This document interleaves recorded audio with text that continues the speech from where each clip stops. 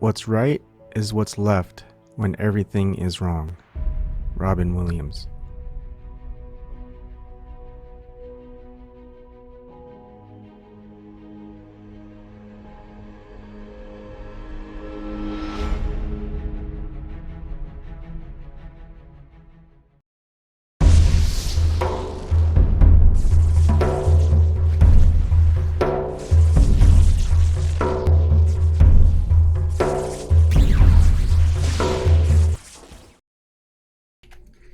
Good evening. Tonight is politics night, but pretty much you can talk about anything that you want if you want to. All you have to do is just go to the description box if you see one. If you don't, go to vim.tv, Steam it, or YouTube, and you will see the description box containing the link to the Zoom room, Zoom session, whatever it is, and you can join in. We can talk. You can talk to others. Anyone who wants to participate, you may. There's pretty much nothing I hold back. I just ask that you keep to the conversation. You don't change the subject too much, and you don't go off on too many tangents, because there's other people to take into consideration. Now, the game has changed. So the insiders ruled, pitting people against each other. Whether it's left versus right, Democrat versus Republican, Green Party versus Libertarian, white versus black, mainstream versus alternative, male versus female, etc. As George Carlin put it, it's a big club, and you ain't in it. When you speak against this paradigm, you become an outcast. They tell people, hey, that fella's dangerous. That fella's outrageous. He's really out there, far out there. You become an outlaw just because you're outlandish. You become out of order. You're an outcast. So now, rather than there being a duopoly ran by a monopoly, there's a triopoly. These outsiders are challenging the insiders and trying to wake people up to what has been going on for far too long. The game has simply changed. And most likely, if you were watching me, you're probably starting to recognize that you are part of this outsider group. Well, while I was handling the technical live stream aspect of Consortium News today, I was chatting quite a bit, and chatting online on the text chat room, the YouTube chat room. Sound is ringing. I don't know what that means. Let me double check. I wonder what it could be.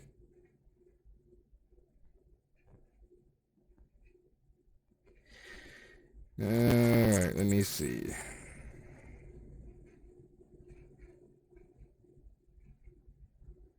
I don't know what that means. Oh, it's a little weird. Alright.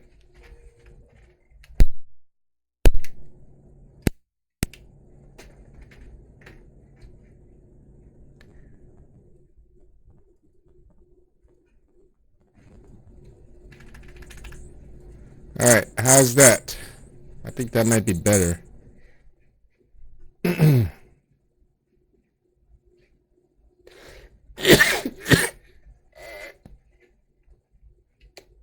Is that better? I think that's better.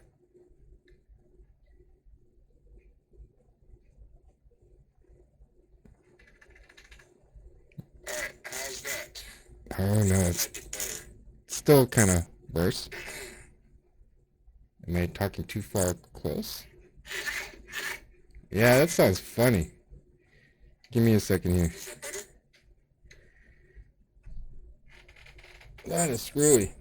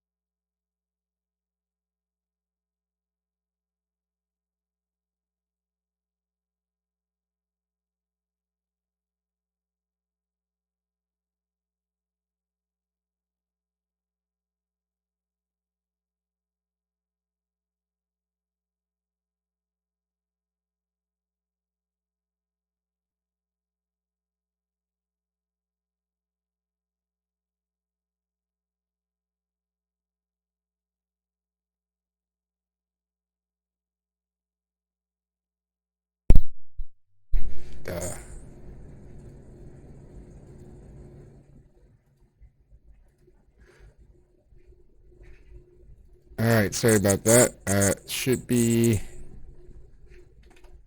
reset now.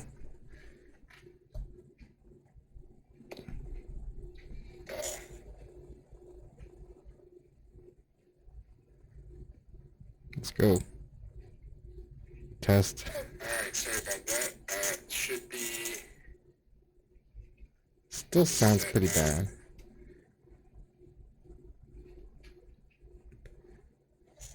I think there's been a Windows update.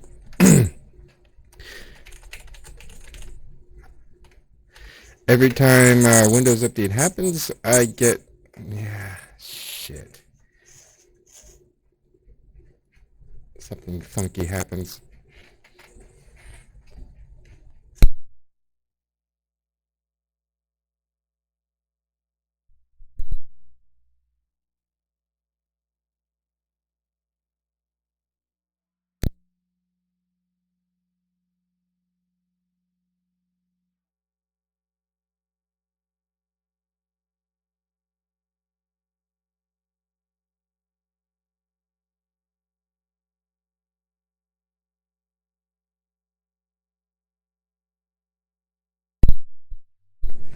Okay.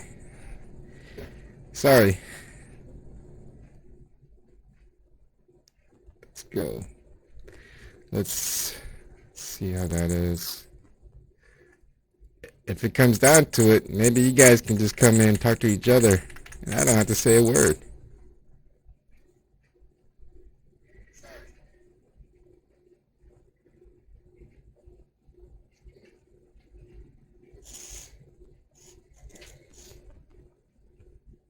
If it comes down to it, maybe you guys can just come in and talk to each other.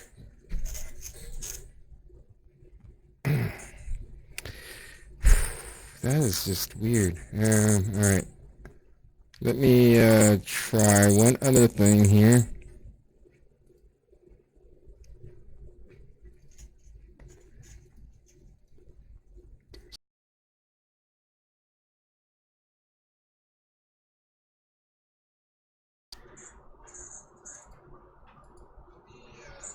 Okay, now let's see if that does anything.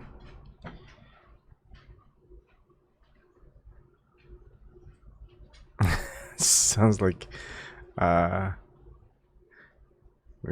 lisping.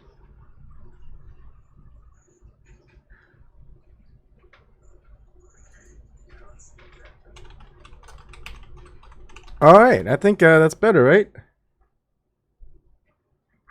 Sounds like. All right, so it was operating system issue. Damn Windows.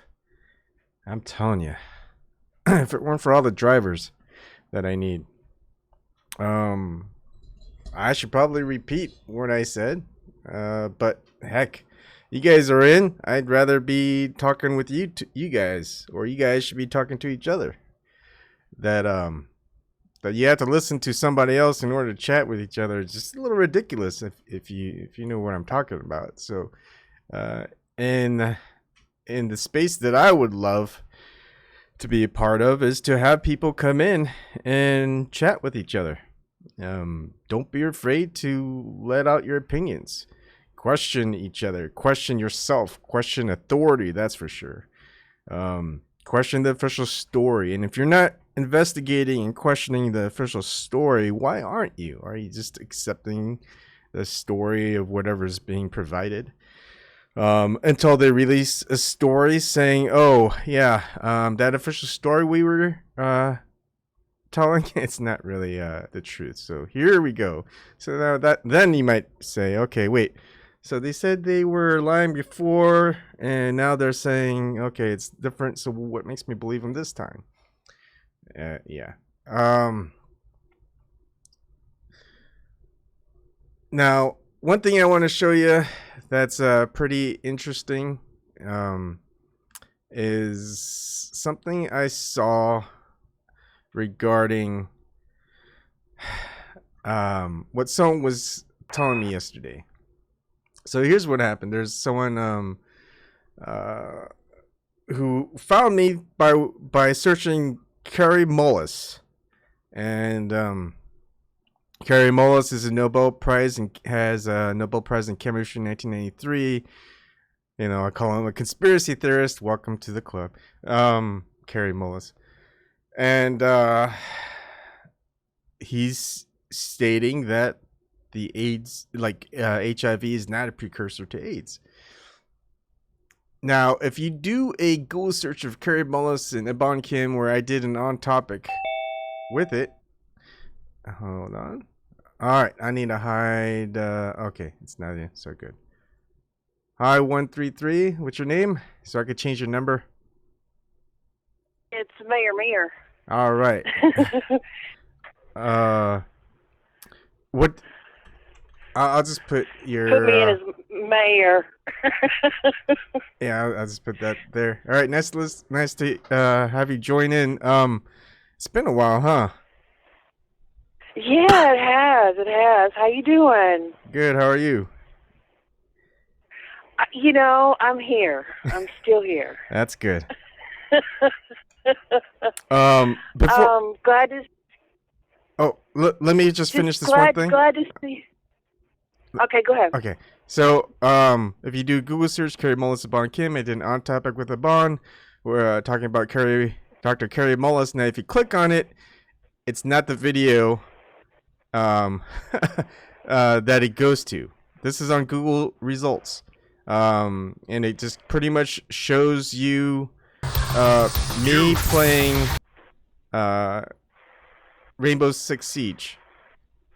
I don't know why, but it is what it is. Now, if I go to my videos and I do a search for Carrie, K-A-R-Y, and I go, and you can see that this video I did 11 months ago is there.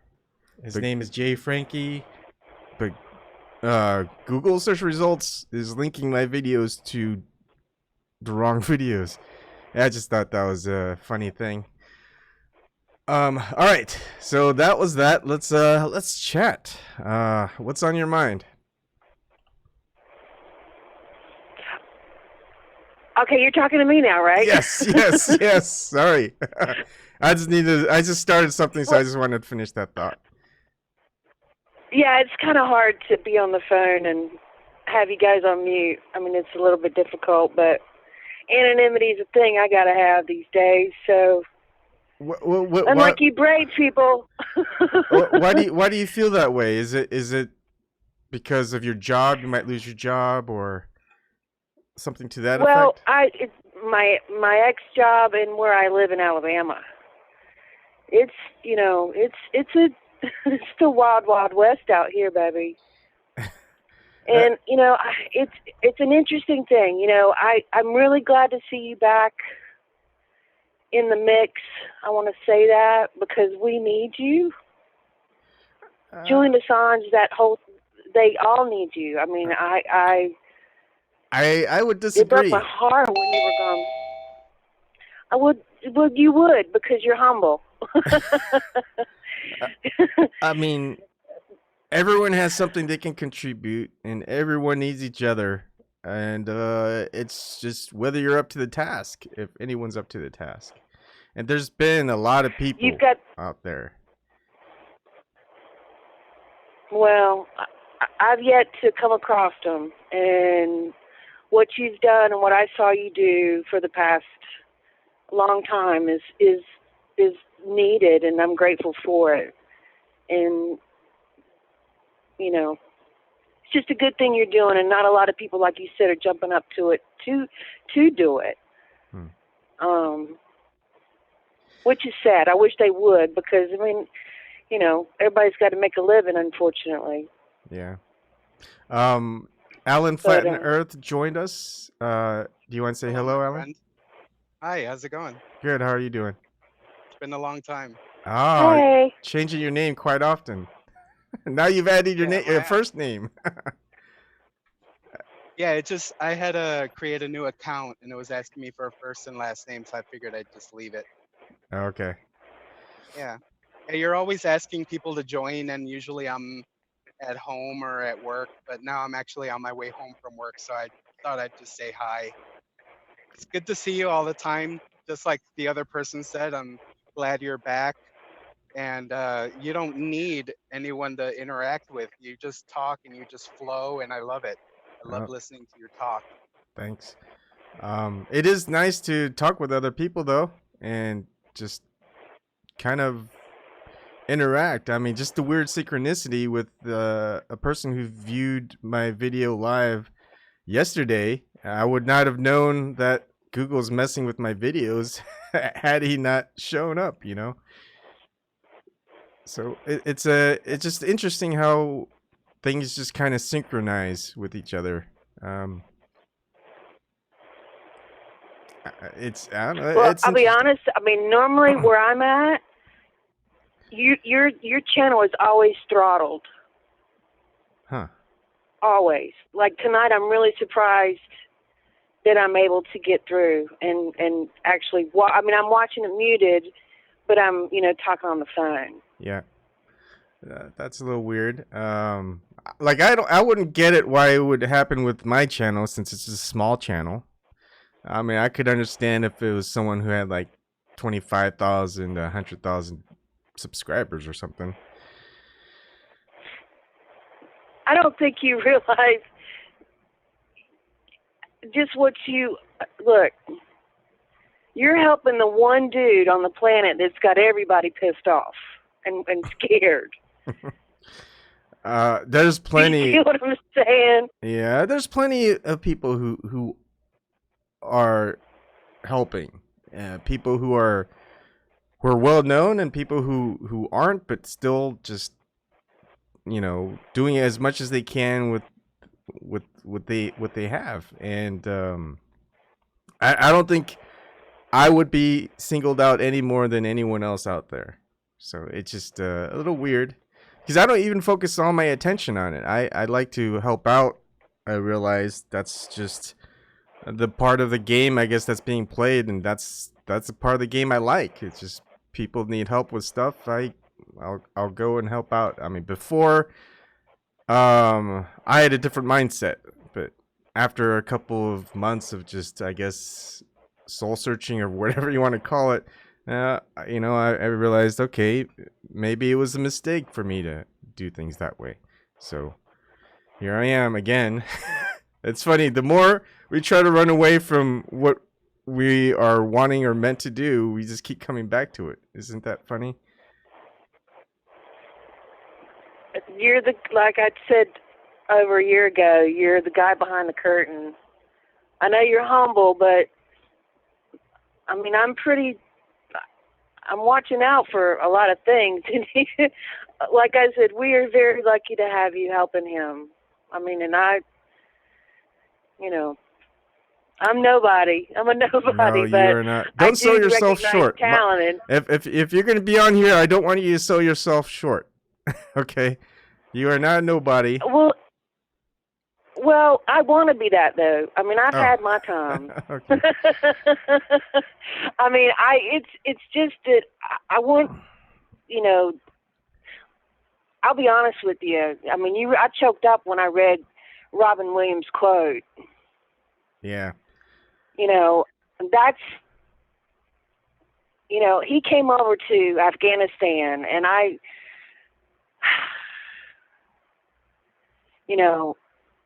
we lost somebody very special in him. I agree. And for, it's sad that someone who made so many of us laugh seemed to have had the most quietest and not so great life. I mean, for him to take his own life, as they're saying, I don't know if that might be the case, but still, if he did in reality take his own life and it wasn't some other circumstance, I mean, that is probably the saddest thing that happened for someone who created so much joy and laughter, I'm telling you, I mean, I've never laughed. I mean, you remember how, when they would do Reveille in the evenings and everybody, if you were out, you had to stop and face the flag. Stand face the flag. He didn't have when they did that with him. He hit the floor. He was like, "Holy shit, one's coming! It's coming over there." I mean, it was the funniest. So I mean, for him to have touched, and you did that tonight, that just kind of flew me for a loop. Oh. Yeah. Yeah, I mean, in a good way. Yeah, in a good way. I think, I wonder if part of the problem is just the way that things are, and it just gets people a little bit depressed into the state of the entirety, right?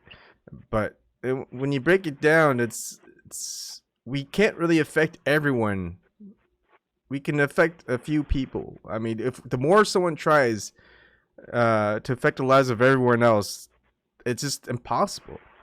I mean, you could try to do it, but it's not with the interaction. Oh, yeah. Right? Like, I can't interact like this and affect the entire planet. I could only affect a few people in, it's time that I want to put in. And it's either having a few close friends very intimately, or a whole bunch of people who might not be friends, but they know who you are. They know what you talk about, but you don't really get to interact with them in that really close connection sense. I said it out today that, I'm trying to keep humanity alive by talking. I think there's, they're looking down at their phones, and is what I see. And I don't have one of those dumb phones. I refuse. I've never sent a text message. I feel like we're losing our humanity in that sense, and it's really sad. I mean, we're not different. We maybe look different on the outside, but everybody's the same on the inside. Mm-hmm. And it's something else. So how do you feel yourself? How do you regard yourself in the scheme of things? And say, let's just talk about politics and ideology. Do you feel yourself pitted against one specific ideology, or do you feel like you're just kind of on the outside of both paradigms, just like being an outsider of the, or? I'm an outsider, absolutely. I mean, I've never voted, honey. I'm a 4-time war vet. I've never voted. Yeah. I just worked, I just did a job and tried to survive. And, I know this is going to go back. I said today I want to talk to you about this gun issue. I mean, today hopefully didn't offend you at all, but, oh, no, that's right. Politics aside, politics is ruining us. And, there's things that need to change it's become a soap opera. Yeah, it has. And I've never been this enthralled in politics before in my life, and I hate it. I absolutely hate it, because it's not doing any good. It's not making things better. I don't care. I mean, it's maybe for a few people it is, but for the majority of us, no, not so much. Yeah. So, I got to face out here. I mean, I live out here in the woods, right? Mm-hmm. I live amongst hunters. I realize people want their guns. I realize it. I mean, but, you got 4-wheeler quads riding by with the Confederate flag hanging out the back of it. I mean, I've made peace with my local hunting club, and, I'm friends with the natives. Just don't shoot my horse kind of deal. But I don't have a gun. I don't want one. I don't want to live that way. And I honestly, Yvonne, it's open carry down here, baby. And we got guys, AR-15s hanging off their back. Mm-hmm. At the store and stuff, and it's like, Are you kidding me? You know, I feel like I'm in the compound at Kandahar. You know what I'm saying? I was more worried about getting shot with friendly fire there than, I mean, I was dodging RPGs and stuff, but, you know, I was always scared of the friendly fire when they, you know, sat down at the chow hall and their butts hit the ground, you know? Yeah. It's like, it makes you on this immediate defensive position for me anyway. It's like, you know, what's making him so worried to where he feels like he's got to walk? And it's normally, I mean, I don't see women. I mean, they might have them in the pocketbooks, but I don't see women, you know, strapping them on their backs. But what, I mean, is it, I don't understand that. So if you could explain that to me, please help me. Yeah, I would just say they're just testing the freedoms that they have. I mean, it's not like they're going out and shooting anything that passes by, and it's actually more power to them in some ways, because I mean, imagine having to carry around a rifle, which is at least 7 to 8 pounds. You know, the lighter you can make it, the better, but it's going to affect the recoil. So, I mean, it's going to be kind of heavy for them to carry a gun and rifle around. Like, I don't do it because I don't feel the need that there is for it. And not only that, is like, it's heavy and it gets sweaty. If you got a holster or something on, it's gonna be sweaty against your thighs, and you know, it's gonna make you just have to just always be mindful of it. You just, you know, you're more worried about someone probably trying to take your gun than actually using a gun at you. That's just kind of the constant worry if you are open carrying. And I think it's just more of a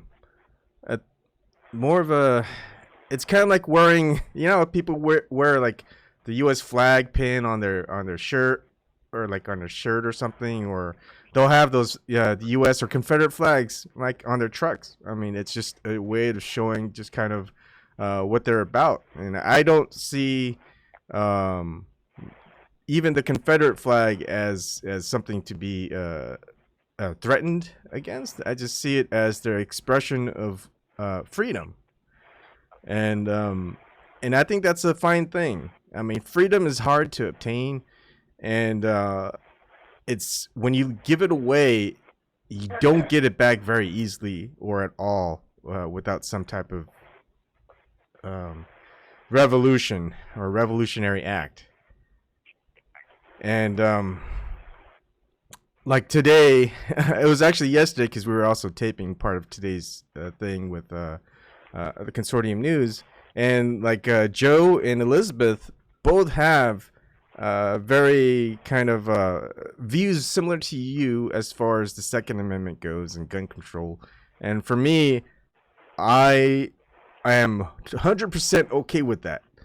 I think people who support the Second Amendment need to support the First Amendment in the same way, and not resort to threats, not resort to stifling the conversation, because what you're doing is you're showing that, hey, if someone can use the First Amendment to stifle your Second Amendment, you're going to use same tact of, you know, using the Second Amendment to stifle the First. And you're both in, if you're espousing freedom, then you're kind of both in the wrong, right? I mean, it's pretty much as simple as that. And when I was alluding to talking about the person I was chatting in YouTube chat, I was telling him, hey, he was saying I was unprofessional. And that's fine, you can have that opinion, but I have to deal with being given a lot of sensitive information, and a lot of people who are pretty much activists. Their Skype information, their Gmail information, their phone information. I get all of that go through me. I don't reveal any of it because I know that's something that would suck to have someone release. And so there's professionalism in that. But also, I feel as though Consortium News is professional enough to let people have their say. Like, imagine me working at CNN or Fox News and telling them, hey, I make flat earth videos. I like to question the official narrative and official investigations and all this other stuff. They'd probably just fire me. They wouldn't even allow me to work with them. But, you know, that. Oh, no doubt. No Yeah. doubt. And so for me, I think that's more power to Joe and Elizabeth and Kathy and anyone who works with Consortium News, is that, hey, they'll allow you to say anything you want. I mean, if they allow me to go in their chats, talk about something, to make my own videos pretty much in direct opposition to some of their stances, they're like, I don't care. So, I mean, that's what I like about them, and that's why I think it's important, and I think there's a lot of people out there that are in the same boat, and they don't want to be shut up like they shut up Julian Assange and a whole bunch of other people out there. So it's getting pretty bad. I mean, Chelsea Manning, Julian Assange, just whistleblowing in general. The focus seems to be more on people who are exposing stuff that's corrupt and not necessarily looking into and taking people or organizations into account for their corruption. It's like all the focus is on taking people who expose the corruption down, and I don't like that. Oh, absolutely. I mean, that's, you know, why this whole thing with Julian Assange is just, you know, that brought me to you guys. I mean, it's wrong. It's absolutely wrong. I mean, and being over there, I mean, I think that's the difference is I've been there. You know, I was there. I know what it was like. I know the fraud, the waste, the abuse, and, you know, it's not good. And we're being fooled in this country. And, you know, I just saw something that I think it was Lee Camp that, you know, the Pentagon's been audited and it's like $21 trillion they can't account for. Mm-hmm. You know, but you say that the military is a socialist program, and oh shit, everybody gets pissed off about that. You know? Yeah. And it's like, come on, are you kidding me? And I mean, I guess I'm sick of the violence. I'm sick of wars. I've seen it. You know, I'm 51 years old, baby, and I've seen it my whole life, and it's not gotten better. And it seems like with all the stuff that's going wrong in our country, they've got us fighting each other. And that's not good. That's not, I mean, we're punching left and right and down. And that's not where the problem is. You know, we didn't do this. The powers that be did. Our government's done it, and that's where I have a problem. Yes, I will go down for freedom of speech, but I have to be careful. You know, I mean, I'm not from Alabama. I just live here. So it's just a different beast. And as an atheist, that's even harder. But I mean, you know, wouldn't they respect your service? Listen, I went to my district attorney in 2016, and I introduced myself because I had just the Standing Rock had just happened, right? Mm-hmm. And I'd been back about 2.5 years then, and I'm a cannabis activist also. You know, I don't drink, I don't take pills and all that stuff. So I, you know, was involved with NORML and stuff like that. And I said, well, you know, I need this thing called the Green Flower Media was who put it on. Steve D'Angelo was a part of it and stuff from California. And I bought these CDs and I took them to my district attorney. Because it's a small town in Alabama, and I went there and I said, "This is what I got. Can we do this?" And he goes, "It's against the law." He goes, "But I agree that it shouldn't be illegal."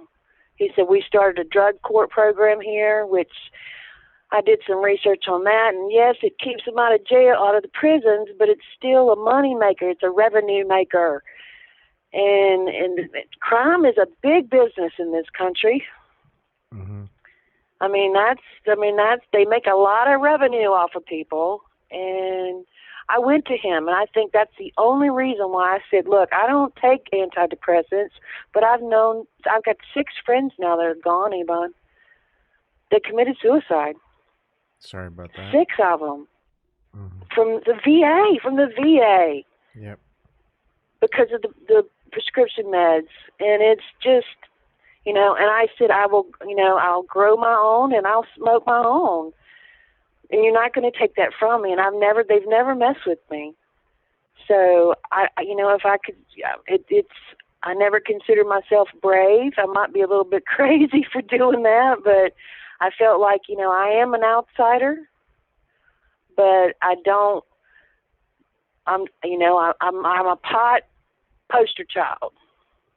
I'm not a criminal. I don't, hurt people. I don't, mess with people. I keep to myself because I can't fit in here. I've tried, and everything I try to do altruistically is associated with something that's not doing it for that reason. There's some religious tone to it, or it's just I can't do it. I won't do it. Yeah. I think part of that is just searching for where you do fit in. I think you'll find it one day if that's like the most important thing. It all comes. You know what you need in life, I would say, and when you don't follow through on it, things get tough. Things don't go the way you plan it to, or you want it to, I guess you could say. And so I would just say, what is important to you?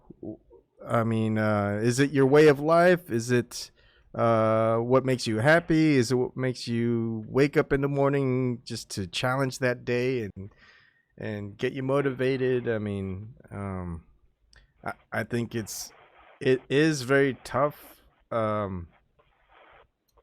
because it feels as though, again, the insiders, they're profiting for a lot of things that is and probably should be illegal. At least they should be accountable for all of that, but they don't get tagged on it. They don't receive the repercussions of what they do. Than any of us out here who are on the outside, or not part of that inside group, we get in trouble for it.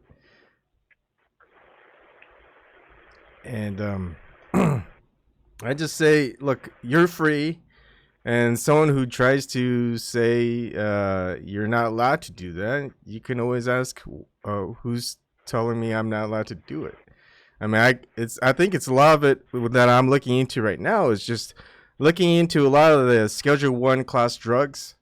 Marijuana is still there for it, and a lot of these drugs that are helpful. And what was it within their findings? Whenever Congress voted on it, what data were they looking at, and where was it provided? Was it from certain institutions? Was it from certain universities? Was it just from anecdotal evidence? Was it statistics from public participation? Oh, it goes back to Anslinger. Look at the weed. What was it called? Weed madness or something. And it's very prejudicial. Reefer madness. That's what it was exactly. Yeah, and it's very racist, and marijuana was a Mexican term. It's really cannabis. And it's think about it. The alcohol industry, the tobacco industry, the pharmacy. It's just they all weed would take care of a lot of things, and and the big corporations would lose money. Mm-hmm. But in the religious communities around here, especially, weed is the devil weed. So they do have CBD shops now. I will say that. Yeah. I found that it just blew my mind. Yeah, they do have that, but Alabama's going to be the last ones to change anything. I mean, that's why it's so scary. I listened to the new Assange group that's got together. I just got turned on to those guys, and they had some guy running for office, and I guess he's like a libertarian. He goes, "We want to get rid of the federal government and just have states' rights." And I thought, oh, hell no, don't do that. Alabama, oh my God, don't do that. We need somebody to say, no, we don't want the divided states anymore. We want united. If it's good one state, it should be good in all of them. I mean, it's just ridiculous. It's like living in different countries in our whole. It's just weird. It's just not right. I mean, there's so many black guys in jail down here for that. It's so wrong. It is so wrong. I'm actually kind of supportive of states wanting to secede from the United States, as long as I mean, each state within the original 13 colonies was supposed to be their own sovereignty and to dictate what they could and couldn't do. But there's a need for being united and having a constitution of sorts, mostly because you don't want one state to be just seceding and then joining forces with, say, France or England or Spain or whatever, and then just challenging the other states. But I mean, I don't think that's what would have happened had they not agreed. But it's I mean, going from 13 colonies to states to 50 in a span of 200 years. I mean, that's just a lot of things to take into account. And then a lot of that was just, how powerful that the federal government had gotten when the original plan was not to have it get so powerful. And then it's like, what happened? And, yeah, I mean, we need to change the laws. Do you know what fiscal law is? What is fiscal law? Like how the government pays itself. I had to take Acquisition 101, right? And our laws say use it or lose it. It's just to spend money, not to save it. And that is the law. So, yeah. I don't. I mean, it's whatever's legislated is law, but if it's going against just individual rights, I mean, the people within the United States don't have to follow that or dictate that the government has to do that.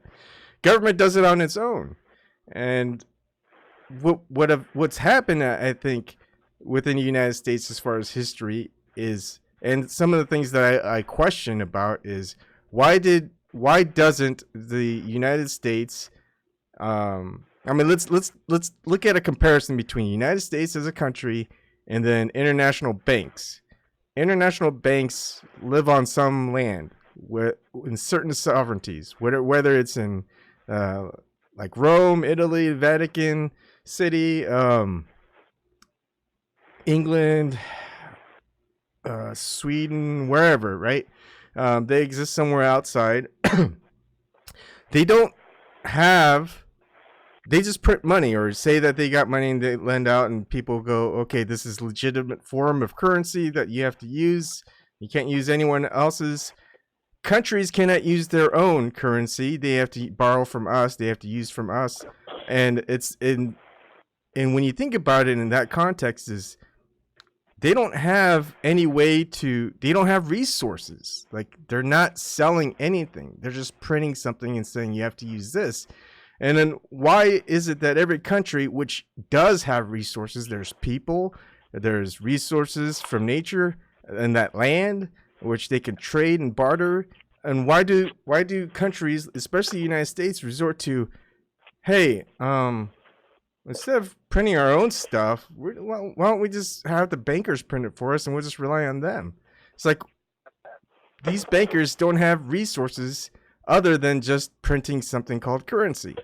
And so I don't understand why countries go ahead and do that. I mean, it's like, hey, like whenever I hear stories in history of the United States where they go, hey, United States is broke, we need money from somewhere, and I'm just going, you guys are your own country. You can have your own bank. You can have your own currency. You have resources that people want because, I'm sorry, money is not going to print itself. And you don't need money. You can have millions of dollars. No one wants to sell you any food or water. You're going to have to go out and find food and water yourself. You just have to make people believe that that money is worth whatever it is. And the thing is, the United States just gave that up. I don't see why, unless it was on purpose to just fall in line with whatever authority was out there, which is kind of perplexing because there's no, I mean, people aren't going to fight for wars with people who have resources where all you have is just a certain type of currency. I mean, a lot of people, even in the history books, wanted to fight for land. Like a lot of soldiers in the past, they may not have gotten a lot of gold or silver or whatever. I mean, they got that from enemy soldiers. But a lot of the promises towards them is, here, you can have this piece of land if you fight. And it's like, okay. Because they know that having that land, they can get whatever that they need. They can provide on their own. They could even use that to make money, you know? So I just don't think we have to follow the rules of a game that was set up without us in consideration. Like all of this stuff, Mayar is we were born into without a choice or a say in the matter. And right now, what a lot of people are waking up to is saying, hey, we didn't have a say in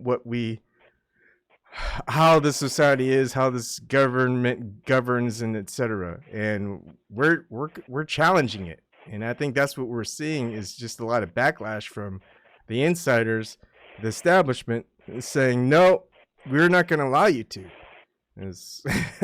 And you know, that's where it begins. How it ends is a different matter all in itself. I mean, you don't like the way things are going and you're challenging that. I think that's good. I mean, if there are things that you do like, Mayar, I say you make sure you keep that. I mean, I think, I just try to quote from my head. It's like Bruce Lee, when he talks about martial arts, he says, you know, study everything that you can. I'm butchering it, but keep what is essential and discard what is not. And so whatever works for you, keep using that until it stops. And then anything that doesn't work for you, well, you don't need it. And everyone should just take that into consideration. Is like all the problems that we're facing, a majority of people will probably, whether it's on one political aisle or another, they'll probably agree. They just don't want to agree with the other side. But under the fundamental argument, a lot of people would agree.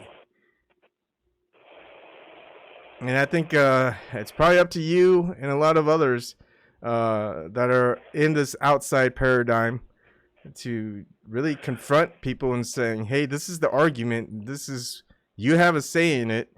And what would you want? How would you like it? And rather than having what the representatives, what people who are in power right now, Don't ask them what they want for you. What do you want for yourself? And what do you want for your kids? And don't know the answer. And rather than having someone else just dictate all of that for them. Sorry, Oh yeah, I definitely, you know, beat my own drum. Yeah. I do. So I just, you know, as a country though, I just wish we would come together. And because we're not different. We really aren't. I mean, everybody basically wants the same thing, and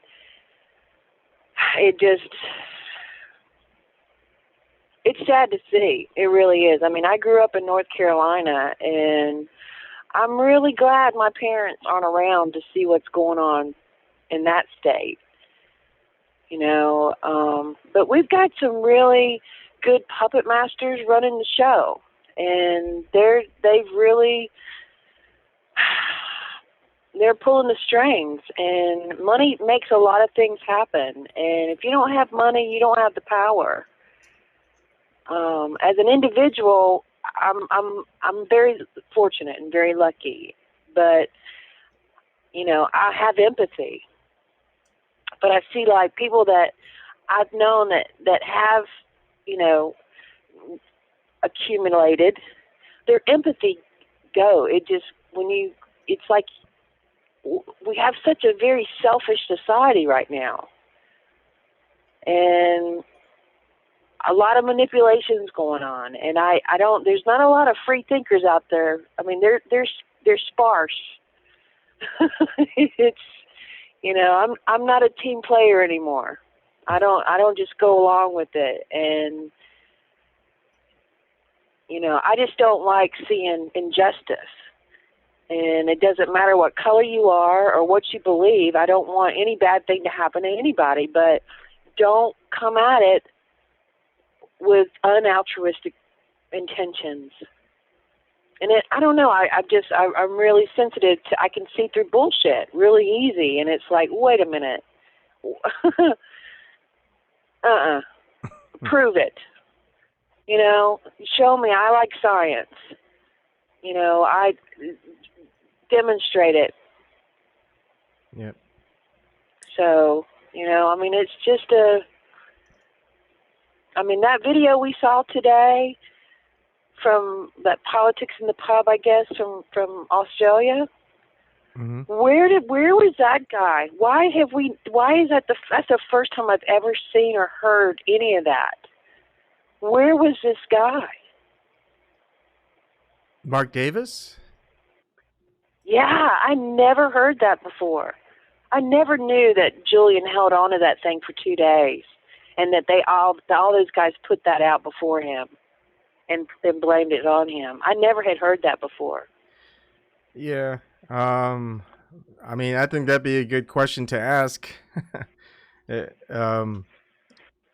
mean, I'm gonna have to take a look in that documentary Inside WikiLeaks, because that's where majority of that footage was from, and it'd be interesting to see what was. I mean, I think that's kind of like the strategy that we see a lot from those going against the opposition of the inside. Is the inside will just go ahead and distort whatever it is. It's like if you're going on an interview with CNN or some mainstream news, it's like you're there for an hour and they just edit everything, 5 minutes, and you're like, that just made me sound like an idiot. They edited out so many things, and then you show people right. the other 55 minutes, and they're going, "Oh, bastards! Those CNN people are bastards." Mm-hmm. Right. But people don't get to see that. But I mean, Yeah, go ahead. I just felt like, man, that changes everything. Mm-hmm. I mean, so hopefully that's going to be for his benefit. I mean, I'm honestly though, this Attorney General Barr, look, I'm old enough to remember the Iran-Contra affair, and that boy has got a lot of bones. I mean, I don't trust anything that he's even thinking about doing. When he appointed him as, I mean, Jeff Sessions was bad enough, okay? Trust me, that's little flying ass weasel. Was there ever an attorney general that you thought did a good job in any administration within the last 50 years?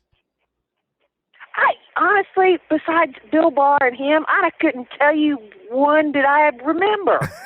Like I said, I have not been involved with this shit because I see look, I can't explain the situation. I mean, I work for the Corps of Engineers, and in Alabama. So I was up north, and then I got a job down south, and with the Corps, and I got out after then. So I'm now in like a poor area of Alabama. Mm-hmm. So, Huntsville was, like the most. That's where NASA and all that stuff is, right? Mm-hmm. Your buddy. I think Alan Flat Earth likes NASA too. I'm just kidding. Go ahead. Well, it's sad to say that the defense industry and that one space industry is the big time employers in this state, besides car manufacturers. And that's the only reason why they let hemp get legalized here, is because you can make car parts out of hemp. That's the only reason why they did it. It's for the make it, replace plastic. Mm-hmm. But to see the depression that still exists, I couldn't figure it out. I was like, why is this still? I mean, this place has not changed since 1964. And look, I've been here 10 years, and it's not changed. The only new thing we've got is and it's right next to a college named after the worst governor, the racist governor they ever had, the new Criminal Justice Institute, where they train the state troopers and your Department of Corrections people, mm-hmm. right? And so I mean, there's just this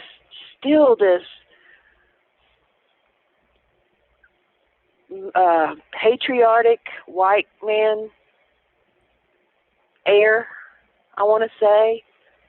It's still here. And I don't think people really realize that. And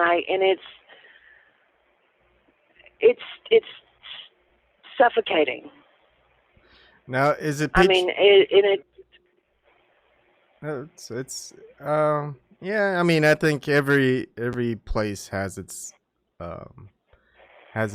people who are very supportive of something that they that they've been kind of indoctrinated to support.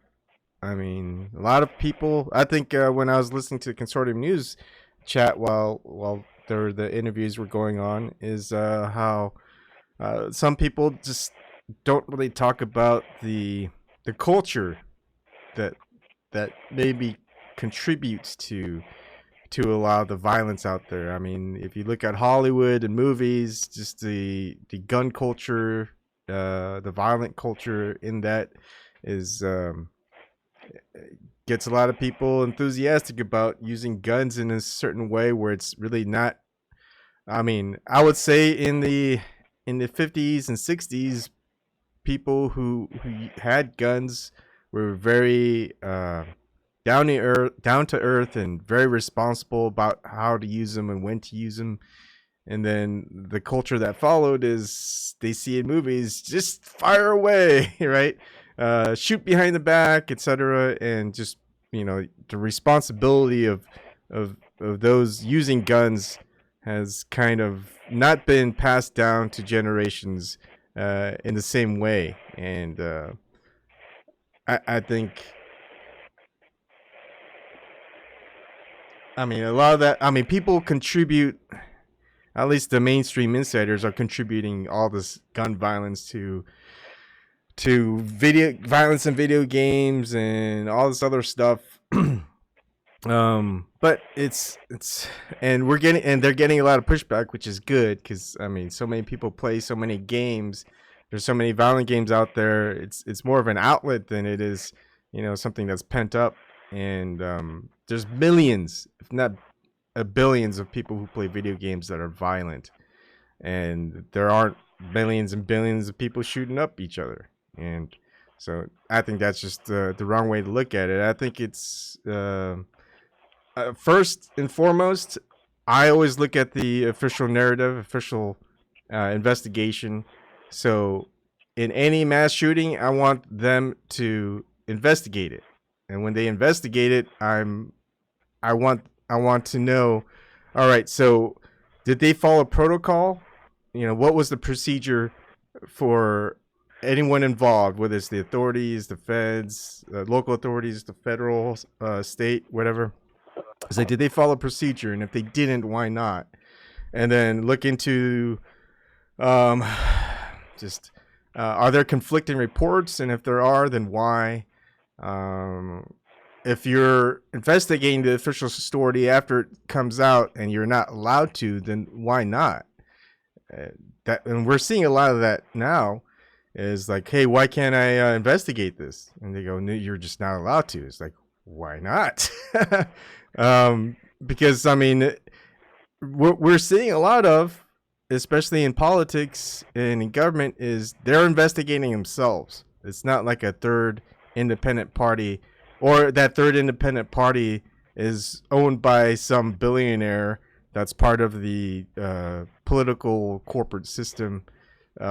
So you don't really get just people in the public who might want to be involved investigating as their own investigation for it. And then a lot of groups will start asking for requesting information that's not for public consumption, because our government is not transparent at all. So they That's totally backwards. That's yeah. It's been flipped. We have no privacy anymore, and our government's totally dark. Yeah. That's wrong. It should be that's backwards, in my opinion. And the first thing off the bat, especially in that chat, in Consortium News and the YouTube chat, is like, I just want to look into the official narrative, the official investigation, and if it doesn't add up, then I don't agree or accept that official story. And then right because I said that, they're going, oh, you believe in psyops and false flags. And I go, no, I didn't say that. I'm just looking at the official narrative, the official story. And yes, false flags and psyops have occurred in the past, and it's been known to give me a second. It's been known that the United States government has been involved in false flags and psyops. They've even admitted to it. So that's not out of the realm of possibility. Anyways, let me let this person in. Administrator, give me a second. Hello, administrator. What's your name? Oh, hey. How are you doing? Your name is administrator on the Zoom. It's been a while. You're looking pretty good. You got a new place? Yeah, you noticed. Yeah. New place, new computer, new way to talk on stuff. So hopefully it's not like terrible quality like the other time we talked. Did you rename your YouTube channel? Yeah, I don't know what to call it. Can't cross the Antarctic expedition. I'm just trying to get the point across. Yeah. Welcome to the chat. Thanks. I didn't mean to interrupt you guys' conversation. I didn't really catch the last couple minutes. Oh, so. Don't worry about it. All right. So what are your thoughts? Are you involved in following politics and what's going on in government and all this other stuff? I mean, you kind of have to if you want to go and explore. You'll probably have to ask permission. Are you going to ask permission? Here, yeah. Last I heard, you have to if you go past the 60th parallel, you can only bring like 1 tank of gas worth or something like that if you want to get down to Antarctica. I don't know how you go about permission or anything. I'll wait till I get close to the 100,000 sub mark, which something tells me it's going to be a while. So, Yeah. Yeah, it's more of a it's a fun experiment. But as far as politics go, I actually I did political science in college, so that was my major. That said, I gave up on it a lot since then because I'm like, need a lot of it. I don't mean to brush everything away with a big swath of my hand, but a lot of it is just sort of money, right? Like money is just sort of at the bottom of all of it. So I kind of it can be a real, obviously huge rabbit hole, and I try not to get too caught up in it. Do you see yourself as being an outsider to the political system, or do you feel like you're part of like left versus right? There's zero part of me that's Democrat or Republican. I never touched any of it. I do vote, just barely. That's like just about as much as I can possibly pretend like what I'm doing affects things. I vote, and what I do is I literally I'll take the ballot. Like I'll get it in the mail and I'll look at it and be like, okay, who's not a Democrat and Republican? Because all of them are just gone immediately. They're gone. And so I'm like, okay, what do we have left? And there'll be a little list on each person. Sometimes there is, sometimes there isn't. And I'll go to their list and I'll find all their names and I'll Google them and just look for their websites. And whoever has the nicest looking website, or maybe has like some stuff I agree with or whatever. But usually I'll just pick the one with the nicest website because they'll probably get the most votes. So I'm like, I'm just trying to support whatever third party is going to get the most votes. You got my vote. Yeah, that's how I vote. That's an interesting way of doing things. Yeah. Actually, I live in Sacramento too. It doesn't really matter, but I live in Sacramento, where the capital of California. And I actually worked for the state capitol. I was a tour guide there for just a hot second here this year. Kind of interesting. Can you put your YouTube channel link in the YouTube chat? Someone's asking for it. Yeah. I mean, can't cross Antarctica. Yeah, I know you changed it before, and I was like, "What did you change it to?" Does it? I think my my subscription carries over, but if you don't upload anything, I can't see it. So. Yeah, I haven't done a video in like maybe a few months. There's just so much videos out there now that so many people are doing, and it's great that a lot of these smaller channels are making these things. See a Flat Earth. I don't know if you're still listening. Flat Earth's good. He comes on a lot to a lot of different Flat Earth channels to talk, and he's got some good points, and he likes to look at things critically. And if you give him 2 options and only those 2 options, he'll say no. I choose not any of those options. I will put out another option, and I like that. I think we limit ourselves. We limit ourselves, right? So let's not limit ourselves. Who are you talking about? Flat Earth. Flat Earth. He's just someone who just goes on a lot of different Flat Earth channels to talk about things. And okay. Yeah. I was trying to check out his channel. Yeah. Not sure how to find it. You said Flat. Hey, Flat Ivan. Earth. Yeah. Could I ask you a question? Yeah. During the chat today, we talked about, actually, Deletti brought up what happened in Tasmania. And I watched a documentary. I put the link in the chat, and I watched the documentary, and some guy said it was a false flag. I had never heard that before. But apparently, I mean, what I saw of the guy, I mean, he was pissed off at this one, like, inn owner, the couple. That's where it started. That's where he went to. And just, I mean, he apparently, he had some psychological problems, and he was on medication, and, he was living with some eccentric woman. I have to laugh about that, and she died and left him a lot of money, and his dad apparently tried to buy the inn that he started at, and he lost that deal and committed suicide. His father did. Mm-hmm. And he ended up killing those people and burning them and stuff. So I mean, it was for them to say that was a false flag. Had you heard that? I mean, I didn't understand that. Well, the guy never did explain himself about it, so I don't know if you knew anything about that. I haven't looked into it. Here's the most important aspect is once you get into this topsy-turvy world of the internet and control the opposition for what reasons I have no idea.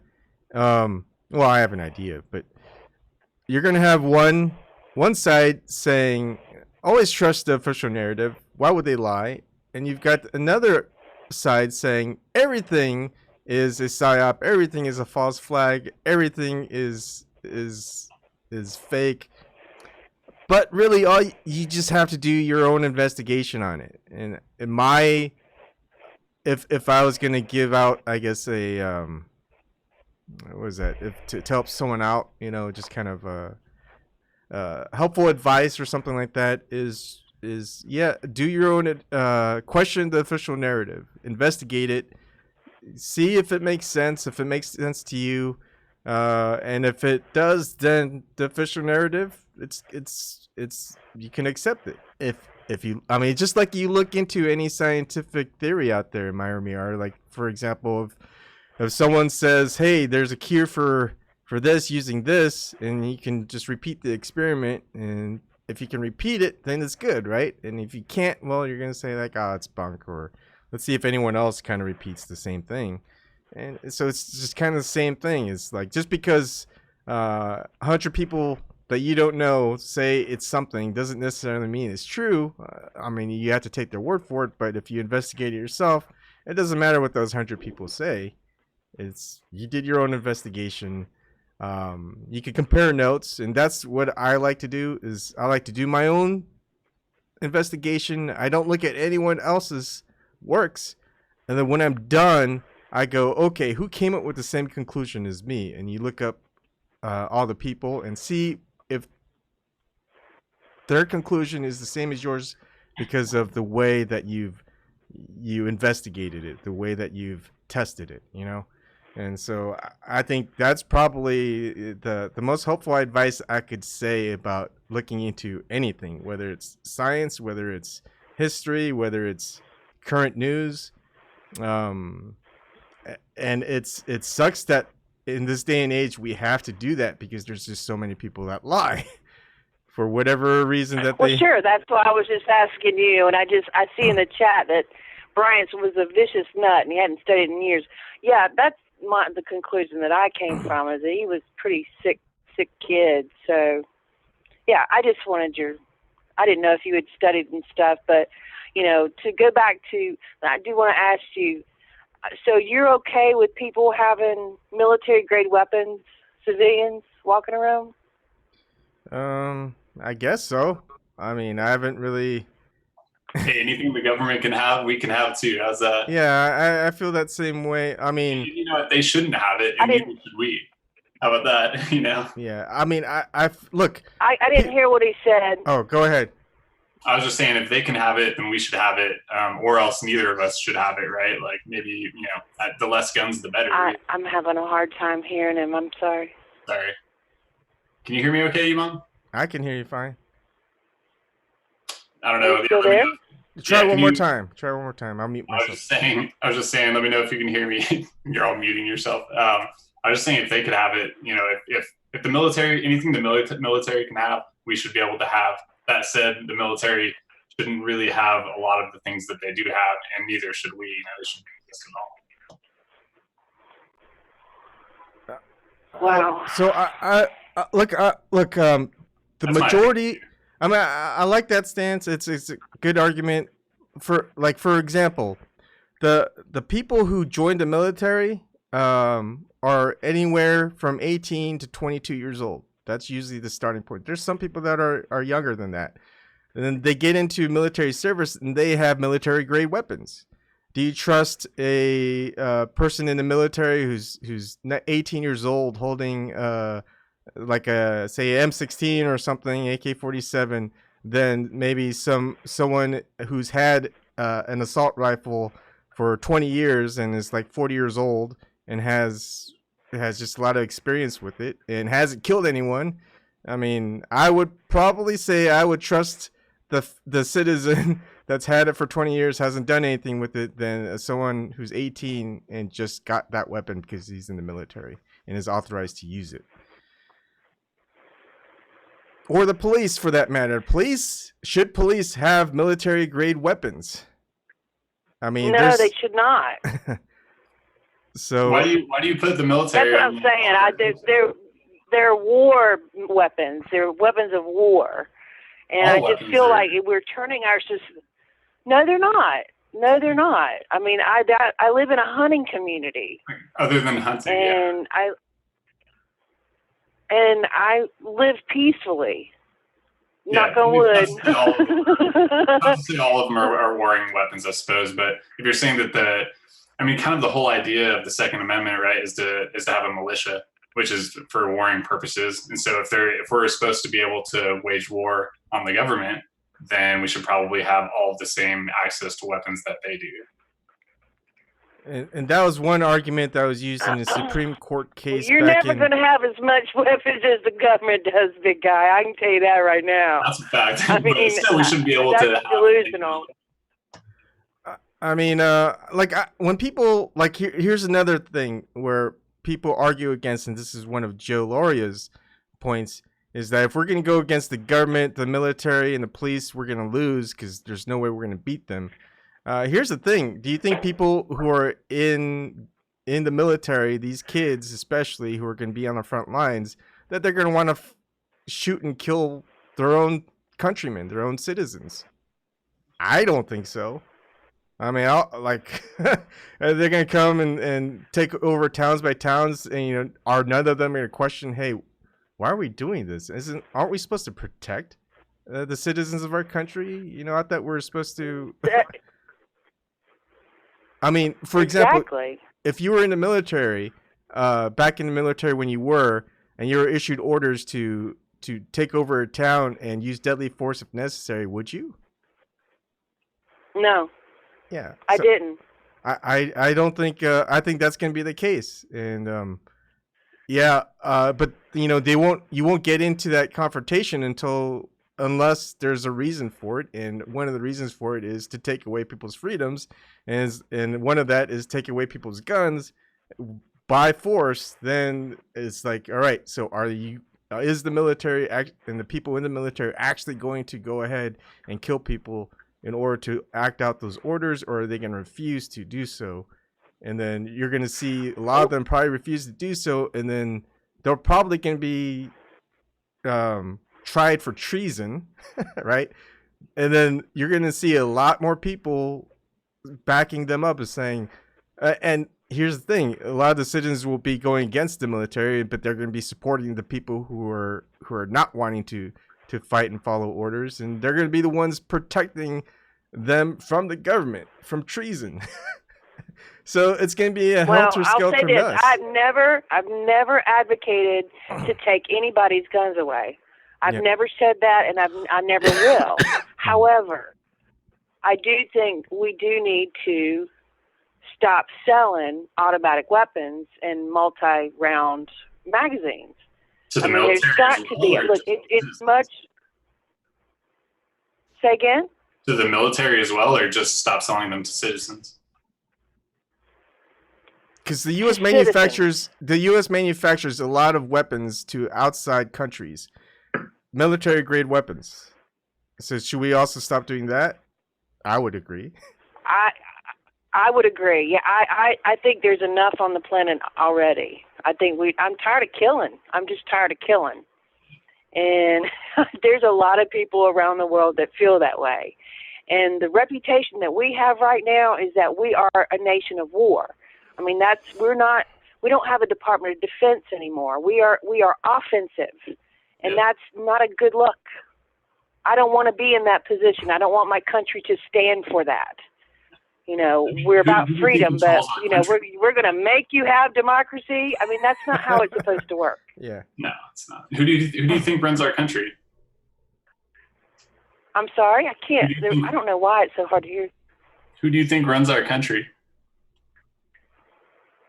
Money. Who's controlling the money though? I mean, like how big of a group of people, or is it just sort of like just money? About a handful of people. Like Davos. the cabal or whatever. It's not just our. Yeah, I mean it's a global network of very rich people.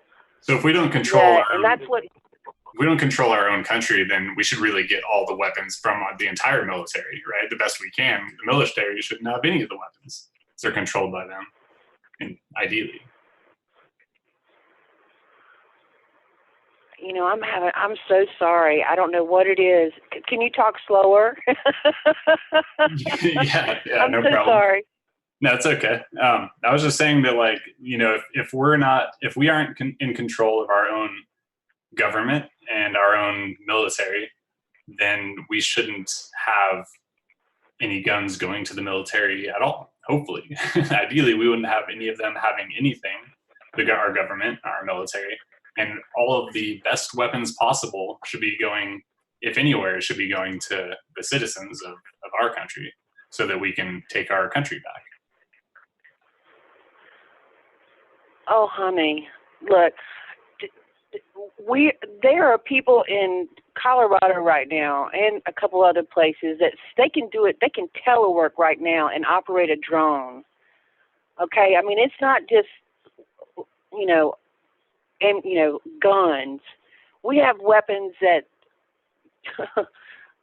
they don't even have to be there to fire them and to kill indiscriminately. And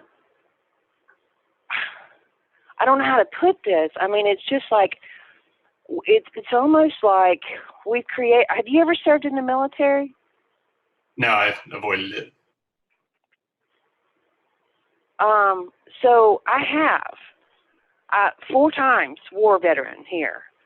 So, I mean, I'm not just, you know, I was M16 expert marksman, but I hated it. Absolutely hated it.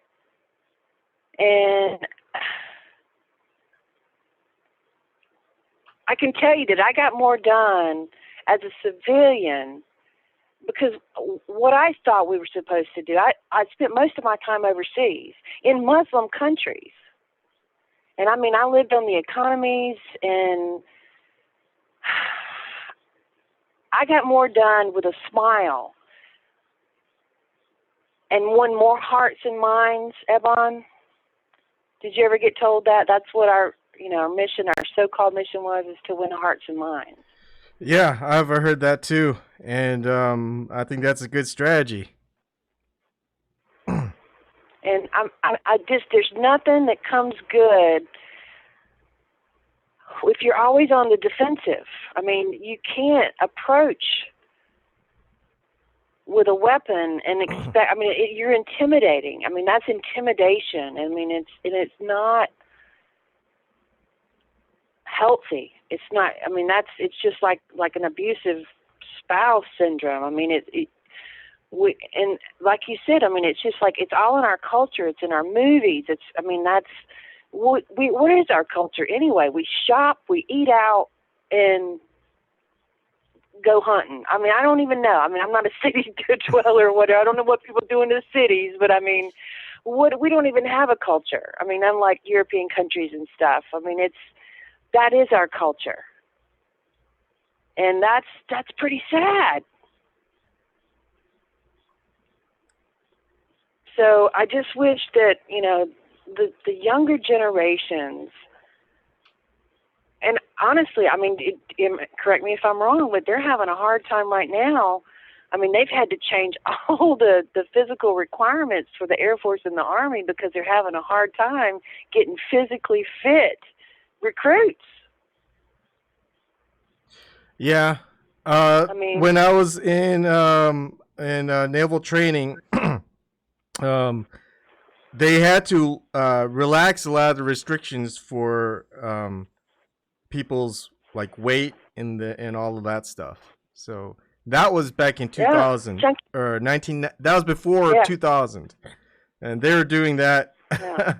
They were doing that over 20 years ago, and so I can't. Yeah. I mean, I don't know how much more lax it got just to get people in.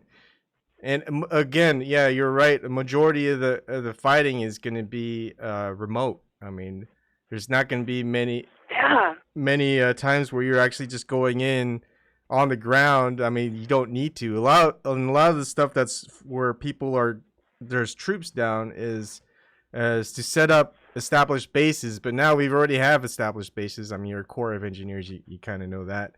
And then just set up to protect the technical military intelligence structure, I guess you could say. I mean, that's where they set up their headquarters, their bases, have people stationed in them. Most of them are manning intelligence, like just looking at people, looking at broadcasts. Force protection. Yeah. Yeah. So I mean, a lot of the military fighting these days is done through manipulation and just observation, not necessarily through force. But if there is force, I mean, it's a sad thing. Yeah. I mean, if there is force, and who our allies are right now, I mean, it just blows me away. I mean, we're supporting two of the worst, humanitarian crisis in Yemen and in Gaza. Yeah, you mean the Israel government and Saudi Arabia? Is that what you're talking about? Yeah, well, Israel and Saudi Arabia. Yeah. Yeah. Yeah. Yeah. I mean, it's ridiculous. It's like, I don't want to be part of the bully club. And it's all about resources and, I mean, controlling. What do you think? How do you feel about the influence of Israel on our country? It's horrible. Do you think they have it's absolutely horrible. You're kind of low with your volume.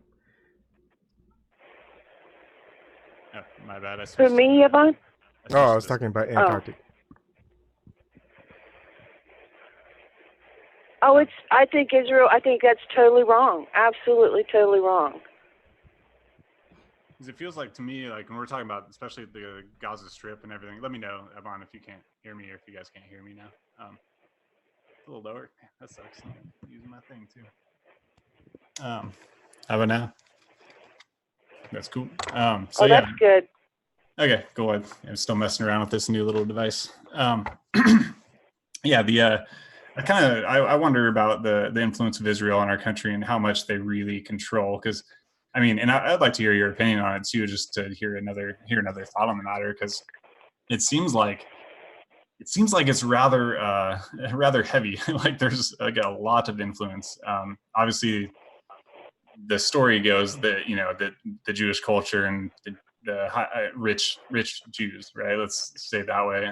Rich Jewish people, they own the most major, all the media outlets and Hollywood, and then they've worked their way, and they're rich, right? A lot of them are very, very wealthy, so they've worked their way into the government, of course. And then that's why the military, the theory is that's why the military is over in our military, the biggest military in the world is over in the Middle East, and they're like the Gaza Strip, and of course the war between Israel and Palestine. So it seems like I'm always trying to dig to the bottom of things, and this is obviously a very touchy subject. Very, it can be controversial, and you can really kind of, smear some mud on your face talking about it. And one of the very few topics that really is, difficult to talk about. But it does seem that a lot of the wars and a lot of the happenings that are going on they all link back to Israel. They say all roads lead to Rome, but it seems like Israel seems to be more the case. And there's this, I don't know if you've heard of the book called Clash of the Civilizations, but that's an older book, about like 15, or it's older, like maybe 20 years old or so. I could be wrong there, but it was a very famous article that came out, and that talked about how the future of war was going to be between Christianity and Muslim, right? And the Muslims. Islam. And so, that again, though, ties right back into Israel, doesn't it? Because they're the only other group out there that has any sort of dog in the race.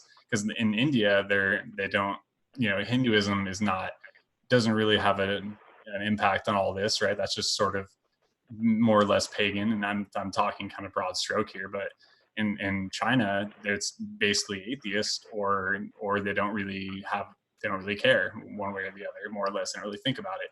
So the only really religious war, which is, I'd say, more influential than even money. If there's anything that's more influential than money alone, and they can be related as well, but that would be religion. So I don't know. Kind of saying that, I want to hear your guys' thoughts.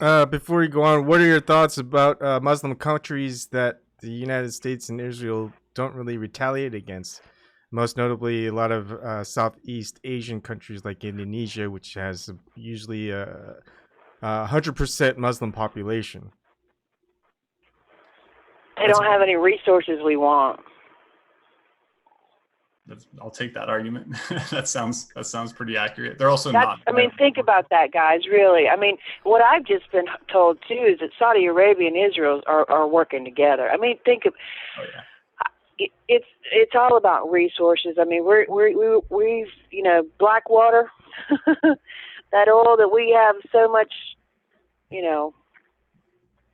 everybody wants it, everybody needs it. They say, and they're gonna run till the drop's gone, the last drop's gone, and we've got a Secretary of State right now, Mr. Pompeo, that is a raging Christian guy. And I mean, down here in the South, it is just bring on the rapture, bring it on. We hate those Muslims, and they say a worse than that. And it's like, my God's better than your God. I mean, it's just to keep everybody at odds. And the rich and powerful ones up there, I don't know who they are. I mean, I've got suspicions, but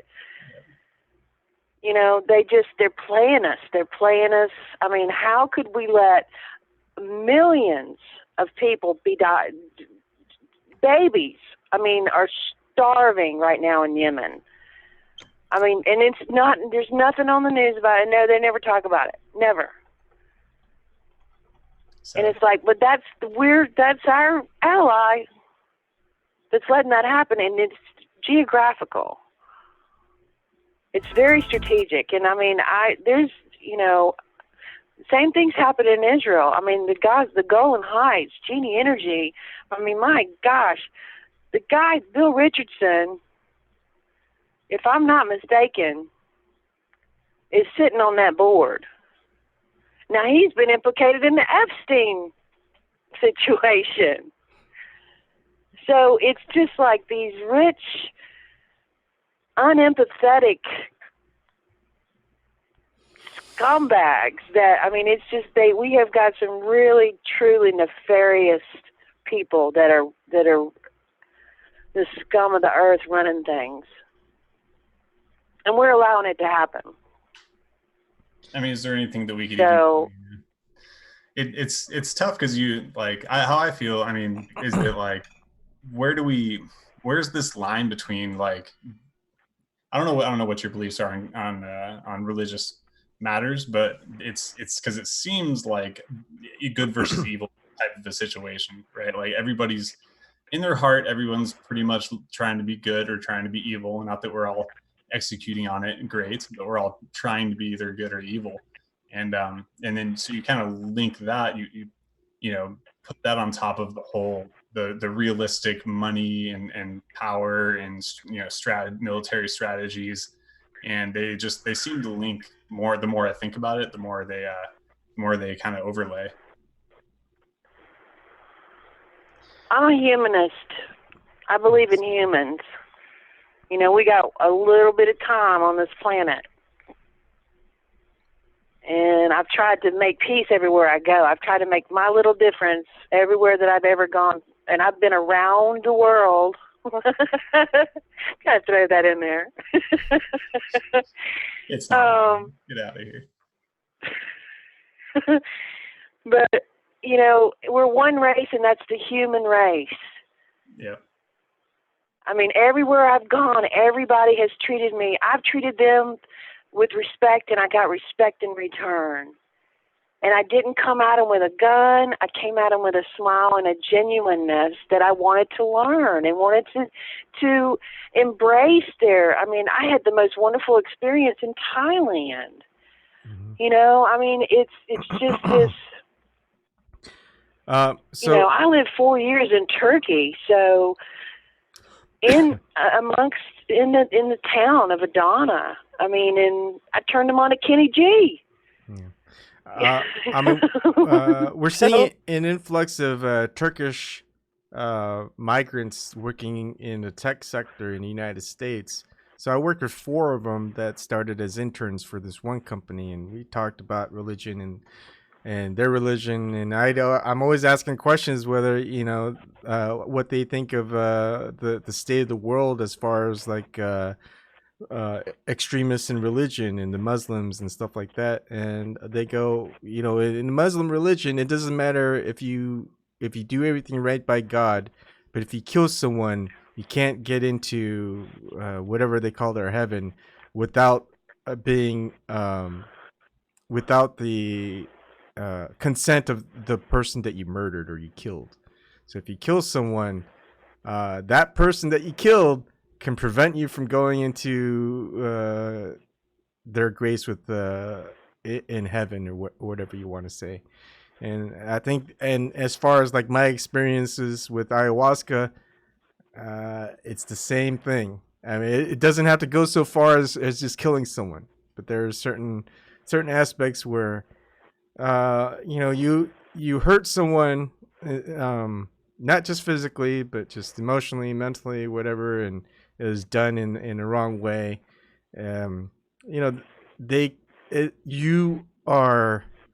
You will know that, and your peace of mind is not going to get you to where you want to go in a conscious sense. You got to seek forgiveness, right? You got to get forgiveness from that person to yourself, or from within yourself about that person. Either way, it kind of centers on that forgiveness aspect. Mm-hmm. Wow, we're hitting everything tonight. Yeah, we are. Yeah, we really are. It's just sad, to see it come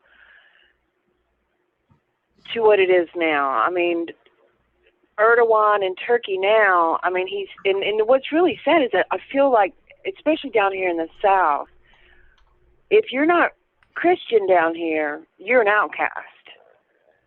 And that's what Turkey's turned into now.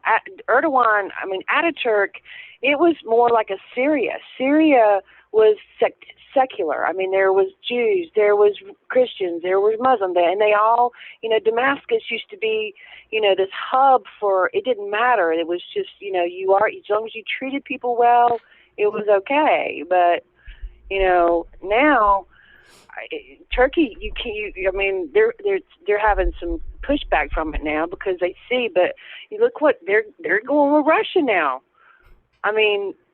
It just, to see it coming full circle, it's like, oh my, what are we doing? Something's wrong. My God, and your God, we're never going to have peace as long as religions exist. And they don't want people getting along because war's not, peace isn't as profitable as war. Yeah. It's a lot of the systems in place are to relegate your authority to someone else, whether that's in government, whether that's in religion, whether that's in whatever it is. It's to deny your own importance and authority to someone else and let them dictate it for you. And I think we need to just get rid of that paradigm. Whether you could call it religion, you could call it just pretty much any system of control. That's what I would call it. Yeah, I mean, dude, I get what Well, you're we saying do have. Yeah. with that. Sorry, I get what you're saying with that, you know, and everything. Like, you're giving away your choice, or giving away your belief system instead of just being within yourself. Because as soon as you get that outside of yourself, then all of a sudden that thing outside of you could tell you to do something that you don't believe is actually true and right within the goodness of your heart and within your own understanding of what's right and wrong and everything. And that makes sense. That said, I don't agree with it. Because I think about, like, I'm not a staunch, but I'm staunch about believing in the Lord, right? I do believe that. But I Do you believe in slavery? Yes, I believe this money is pretty much the enforcer arm of slavery. No, what she's asking, I think, is, do you believe that slavery is authorized by God? No, of course not. Well, it's in your Bible. Well, it depends on which Bible, Myramir. It could be Right. I mean, honestly, all I'm saying is, and I know that we could get into Old Testament and dig through all the terrible things that we don't agree with and everything with that. And I'm not saying that I totally believe in everything in the Old Testament and such and such. If anything, I would say that because my belief in God and the Lord and everything is not sat on the Bible. I'm trying to read the Bible and I'm trying to understand it. I do research it a lot and everything. And you could make a quick argument to say that the New Testament gets rid of or replaces or improves upon the Old Testament's teachings. So you could make an argument there, which is where I would lean to, I guess. The point that I was kind of trying to get across, though, is that is actually about stories, and the belief in stories and how they're actually really maybe more powerful than we give it credit. The belief in a story. And it's kind of like you could relate that to the book The Secret, right? Or the movie or the book, whatever. The Secret, right? If you say something and you believe it and you repeat it and everything, then all of a sudden it becomes reality. And obviously, I'm not like all about that or anything, but there's something to that for sure. And it could be more powerful than even I give it credit for. And when you take that single aspect there, right, the belief in a story and how that creates a reality, then you have to start to look at, well, okay, where's our group reality going, and where did it come from, and where's it going, I guess. And that's when you start to say, okay, well, how many extremely influential books are there out there telling a story of our civilization? And there's really only one major, or not. I want to say I'm being a little bit, like, maybe oversweeping here, but the Bible is one of the biggest stories out there and most believed. And so that to dismiss it because I think that it's not, you shouldn't probably dismiss it because of the fact that belief in that story by billions of people that alone, without the influence of it actually being real and having the Lord and actually making it happen, without even that, just to have that many people believing in a story might actually produce results, is really all I'm saying. like when we landed on the moon and we're gonna explore space type of belief. Right. I mean, that many people believed all that, right? Like, there's a lot of people that believe that, and now all of a sudden that's like almost a reality, right? Like, even though it's not true, it's somehow it's become basically a reality. But unfortunately, without having that backing of truth, it's not going to last, because but there's something to be said there, I guess, with just like the religion of it. Anybody got any proof for anything that you just said? I mean, that's the thing. Everyone knows my background. Mm-hmm. I've lost him. Do you think you're gonna ever go into space, Myramir? Oh hell, I'm not gonna live that long, baby.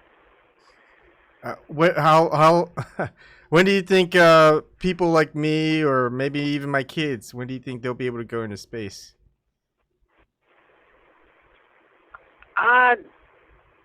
30 years maybe. 2049. I even talk about space, Evan, right? Do you think you'll ever go across Antarctica? Do you think you'll ever fly across, take an airplane across Antarctica? It's just a continent on our planet here. I had friends that worked down there. do you think that you yourself will ever fly airplane across, or any other mode of transportation across that continent? No. Me either. I think it's impossible, which is why I think it's What about going around the world, circumnavigating the Earth through the North Pole and the South Pole, and that way rather than east and west? Well, I've been as far as up to, is it Gouda Bay, Newfoundland? I've been up that as far as that. I mean, I've flown across the North Pole more or less by, like, you know, missing it by a few hundred or maybe 1,000 miles or whatever, but not that far off. Yeah, I've been up there and it was cold. Yeah, we kind of slid in on that airstrip. I mean, yeah, if you've ever heard of the Marshall Islands, there's an atoll named Ebon. I mean, yeah. Well, that's Emon Beach. It was not Ebon Beach, but Emon Beach was the name of that there. But I mean, look, I wish I could take y'all there and just prove it to you. Say, look, yes, it is. We got satellites, and we've been looking around, and we can see just everything. And yes, we've done this, and I have worked for SpaceX, and yes, we do this, and I've done telemetry and recorded it. But y'all don't want to believe that. So I don't know what else to tell you. I mean, I want to believe. I That's my favorite line, Meyer Miar. I want to believe. I want to go to space. Sign me up. I don't care how dangerous it is.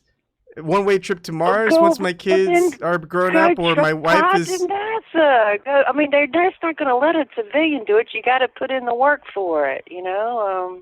I'll put in the work.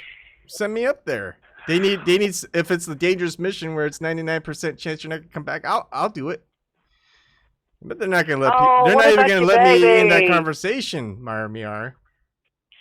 You have to be in, again, you have to be on the inside. You're going to have to somehow work your way up there. You know, I'll have to make like a Joe Rogan like confession of like, hey, show me what's up there, and I swear to blah blah blah, like on his mother and stuff, that I'll even lie to my mother. That's what Joe Rogan said. And you know, he's an insider, and you know, maybe I had to have like 5 million subscribers and views on every video, and then they'll let me in on the secret or something, and then still you probably won't see me going up there. You will probably, and the ones who are going to go up there in space are going to be the wealthy. They're going to be the billionaire, millionaire class, and they probably are going to be, they'll film whatever it is, or they'll just show whatever it is. They're not going to, I mean, if there's a system where it's so corrupt, where they can just withhold any money that you have or your items willy-nilly, because, I mean, no one's going to, I mean, if you're told to tell a lie in order to keep all your wealth, I think people are going to do it because they've got a lot to lose. But say that to you, me, or Antarctic, or anyone else that's listening, we don't have a lot to lose. We don't have a lot. So it doesn't work the same way to us, you know? Like, it'd be different if we were millionaires, and if we were millionaires, we probably wouldn't even be doing this. And if we were doing this, they'd probably say, hey, you want to keep your millions? You better shut up about this stuff. Yeah, well, it seems like it's nonsense to us. Like everything, I feel like everything you can argue away. Pretty much everything that you say to us, we can argue away. Everything we say to you, it can be argued. You can argue it away. You know, I really think that like the only thing is to, you know, seeing is believing or whatever, right? And like the best thing that we have, the best one thing we have is looking and seeing something far away, right? That we shouldn't be able to see if we're on a globe. And but we can see it, so it's like, okay, that's clearly not the case. Therefore flats, you know, and that's not, even that itself is not a foolproof, right? It's pretty close, I feel like, but it's still, you know, you could say that, oh, it's so far away and it's little there, and maybe the image somehow pops over the horizon by looking through water refraction. There you go. And so, okay, you know, it doesn't sound right to me, but okay, you know, and that's why my channel is called right now it's called Can't Cross Antarctica because it's impossible. Like, it's that's the one thing that we have, that the one hope that I have for this whole like flat earth thing is really the Antarctica, because we say that it's impossible to cross. You cannot go across Antarctica, and that's just a continent on the globe, right? And so it's like that should be something that's actually provable. And with I think that potentially with the advent of these drones that you were talking about, if some of these high quality drones can actually trickle down to us lowly citizens down here, we could actually throw a camera on the top of one of those, right? And if it actually has the range in the future here, when we have one of these that has the range, we can launch one of those from Argentina, shoot that thing down, try to go across Antarctica, which is impossible. We'll go find the wall or whatever's out there, the firmament or whatever it may be, and we'll come back with some proof proving that Antarctica is not the shape that it is. That's the only hope we have for actual realistic big change in the world coming from the citizens, that is. Well, yeah. That could be tough, I think. I got nothing on that. I got nothing. I got the flat Earth stuff, Evan. I'm out. I gotta go. I can't argue it. Sure. I don't want to. I'm not gonna. So, like for me, Mayor Miar, the reason I take to flat Earth is do you believe in mainstream media when they tell you something? No.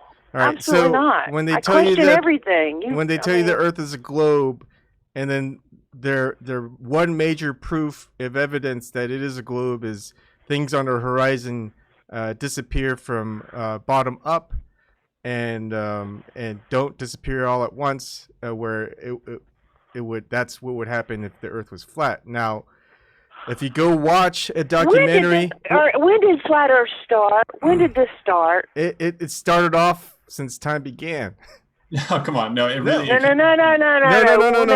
When did? Hold on. Let me get this straight. It started since time began in around 500 BC. A lot of Greek philosophers, a few Greek philophers stated that the Earth was round. No, I'm talking about this. I know. I'm leading phenomenon. up to it. I'm leading up to it. I'm leading up to you, Myra. So, since that time, and especially since the 1600s,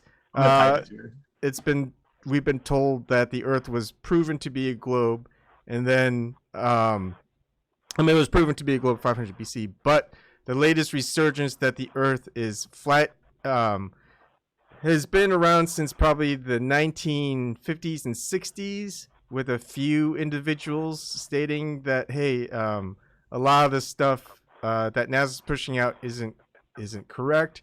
It's flat. And then, of course, during that time, NASA went to the moon, and thus a lot of people have been decidedly in favor of, hey, they went to the moon, so obviously it has to be round because they're showing a picture of a globe Earth. And then once the internet came about, there's been the Flat Earth Society. I think they've been around, and a lot of flat earthers regard them as controlled opposition, and I think they've been around since 2004. I don't know exactly when they started up. And of course, everyone in the Flat Earth community, except for the Flat Earth Society, will consider them as controlled opposition. A lot of the major Flat Earth stuff, aside from the Flat Earth Society, that's made a big push, like what you're seeing nowadays, has been maybe 6 or 7 years ago. A lot of people have woken up since then and pushing a lot of stuff, like a few individuals. I never heard of it until I heard it from you, and that's when I just was like, what? Yeah. And I'll show you exactly. I show you everyone exactly how I came to be a flat earther, and it's just watching this documentary. Right. So, and I respect you for that. That's your belief. You want to believe that? No, it's not a belief. It's something I could show you. Myra Miar, do you want to see it? Well, I mean, it's either you want to see it or you don't, and you want to keep to your belief system. I respect you and what you do as a computer scientist. Yes, look, Mayor Miar, I just want to show you something and see if I've done an extremely good job of what you're doing for Julian Assange. Yeah. I respect you for being a respectable father Mhm. and a good role model for your children. And just don't give up the fight for your freedom of speech. All right. But I let me just tell you prefer really not quick. to Let do me the give flat you earth. So if we're going to start talking about flat earth stuff, No, I'm I talking got it. about. I got it. I'm Let me talking tell you- about let me tell Glober. you- let me chime in just 2 seconds. Let me get 10 seconds here. The what brought it back in here? Like you're like, when did it start? The answer is Eric Dubé. There's a video he put out. It's called 200 Proofs. That's when it all came. That was only like 6 years ago or whatever. That's what started it. It's still a great video. And he's doubling something from what someone wrote back in like 1880s, where it was 100 proofs that the Earth was flat. That's what. So I'm supposed to deny my friends that work down there as scientists for core samples. They didn't go down there and work. No, they can. No, Of it's course, fine. it exists. Antarctica exists. People work down there and everything. That's not the problem. Yeah. It's not a question. So my thing is, Maramir, is I'm looking at the globe Earth. I'm not looking at flat Earth. I'm looking at globe Earth. Again, I'm looking at the official narrative that's provided, that's been given, and I'm taking a critical look into it. And so I watch a documentary, and you know who Stephen Hawking is, right? He's probably one of the most brilliant, Sure. regarded scientists and mathematicians, right? Sure. So there's a show called PBS that's Genius by Stephen Hawking. There's only been one season. It's in the last episode, episode 7, and they have a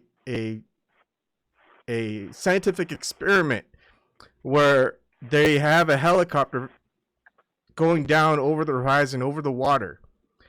Now, when they do that, when they film that, there's 3 birds that are flying horizontally across the water from left to right. And now when they film the helicopter rising over behind this body of water, you see the same 3 birds flying in the same formation, left to right, and I capture stills of it. And you could do this all yourself, watch it. And for me, the biggest factor was, okay, why would they fake it? If it's so easy to prove, why do they need to edit the video footage? And if you trust in my abilities to work with live streaming and editing and all this other stuff, and you know, I worked in the tech sector as a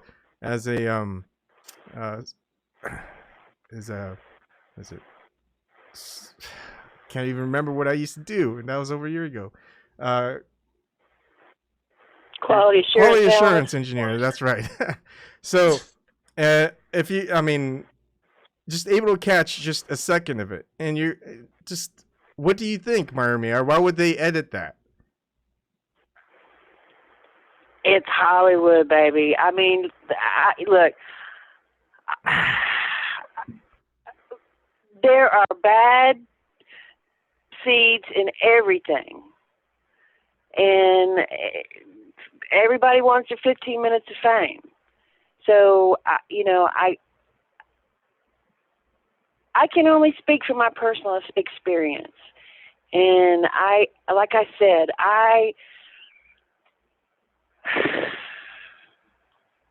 I've seen the pictures, I've seen the video, I've been a part of it. You know, I can't convince you. I can't prove it to you. I can just tell you. You know, but it's a first-hand experience with it. So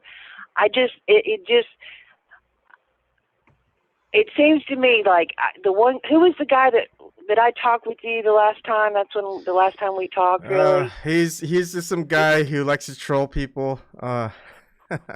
So remember, right, I didn't tell you. So, and that guy, I mean, he was pretty insulting, I think. And I mean, I read some of the comments after that video, and it was like, wow. And it's got that religious undertone to it, right? I mean, it's flat Earth because it's special because God put us here. He wasn't a flat earther, right? The guy that you're mentioning, he wasn't a flat earther. He was a glober.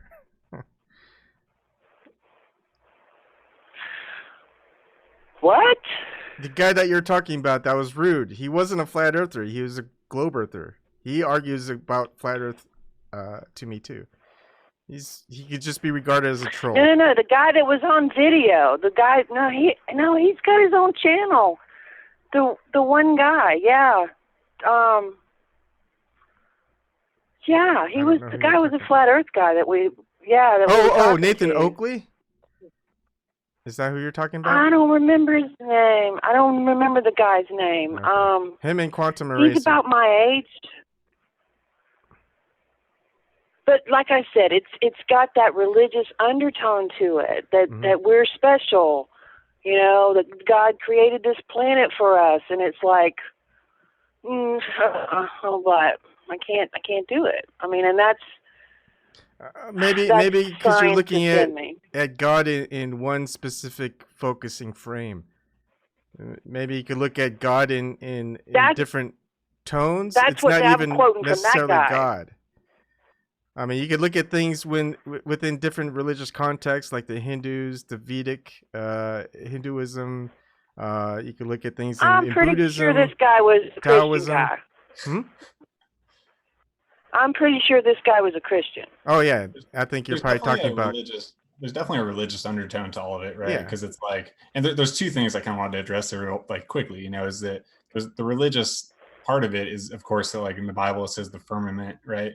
So it's like, oh, if the firmament is like this dome and everything, then like there's that, and also if the Earth is indeed flat, as it turns out here, then there could be a dome on the end of it, which would prove God, right? So like the whole space thing with all these evil people running the world, well, maybe they're evil and they're promoting this globe thing to hide God, right? That's sort of one whole opinion of it. So that's kind of part of the religious of it. And like the other thing I kind of wanted to address with you is like this whole like thing where you see when you talk to flat earthers and they come off as rude. It's because they get a lot of heat, right? Like we get a lot of heat. Whenever I talk to somebody about like eventually once I've established a rapport with somebody and we've connected on a different level and they see that I'm a normal guy and a good guy and stuff, then I kind of leak out this thing about flat earth. And then I get heat for it from everybody around me. Is like starts questioning me, laughing at me, right? Oh, you get this all around the world. You do everyone believe this, like that kind of thing. So you get a lot of heat. So people end up becoming kind of more defensive than they realize, and kind of like negative and stuff. So that's just sort of part of it. And you really have to, like, as somebody who believes in flat Earth myself, I really have to be very, very tactful and like walk carefully and watch what I say. It's not an easy thing, It's not something I'm just like trying to get attention or anything like that. But and when I talk about flat Earth and the globe Earth, there's no proof that can be provided either way. The only thing I could prove is someone lying. So if I can prove someone lying and their agenda is one way or another, that's all I have to provide. Because I can't prove it for myself, and I'm not going to believe anyone who's saying something, and when they can't prove it to me, where I can't go and prove it for myself. I mean, if I have to take a scientist's word for it that I can't reproduce and no one else is reproducing, I can't verify that their experiment was correct, and it's going to have the same conclusion if I ran it or if someone else ran it. And that's not science if you can't reproduce the experiment and get the same results. So all I can do is look, listen, and pay attention and see if people are lying. And a lie is easy to spot.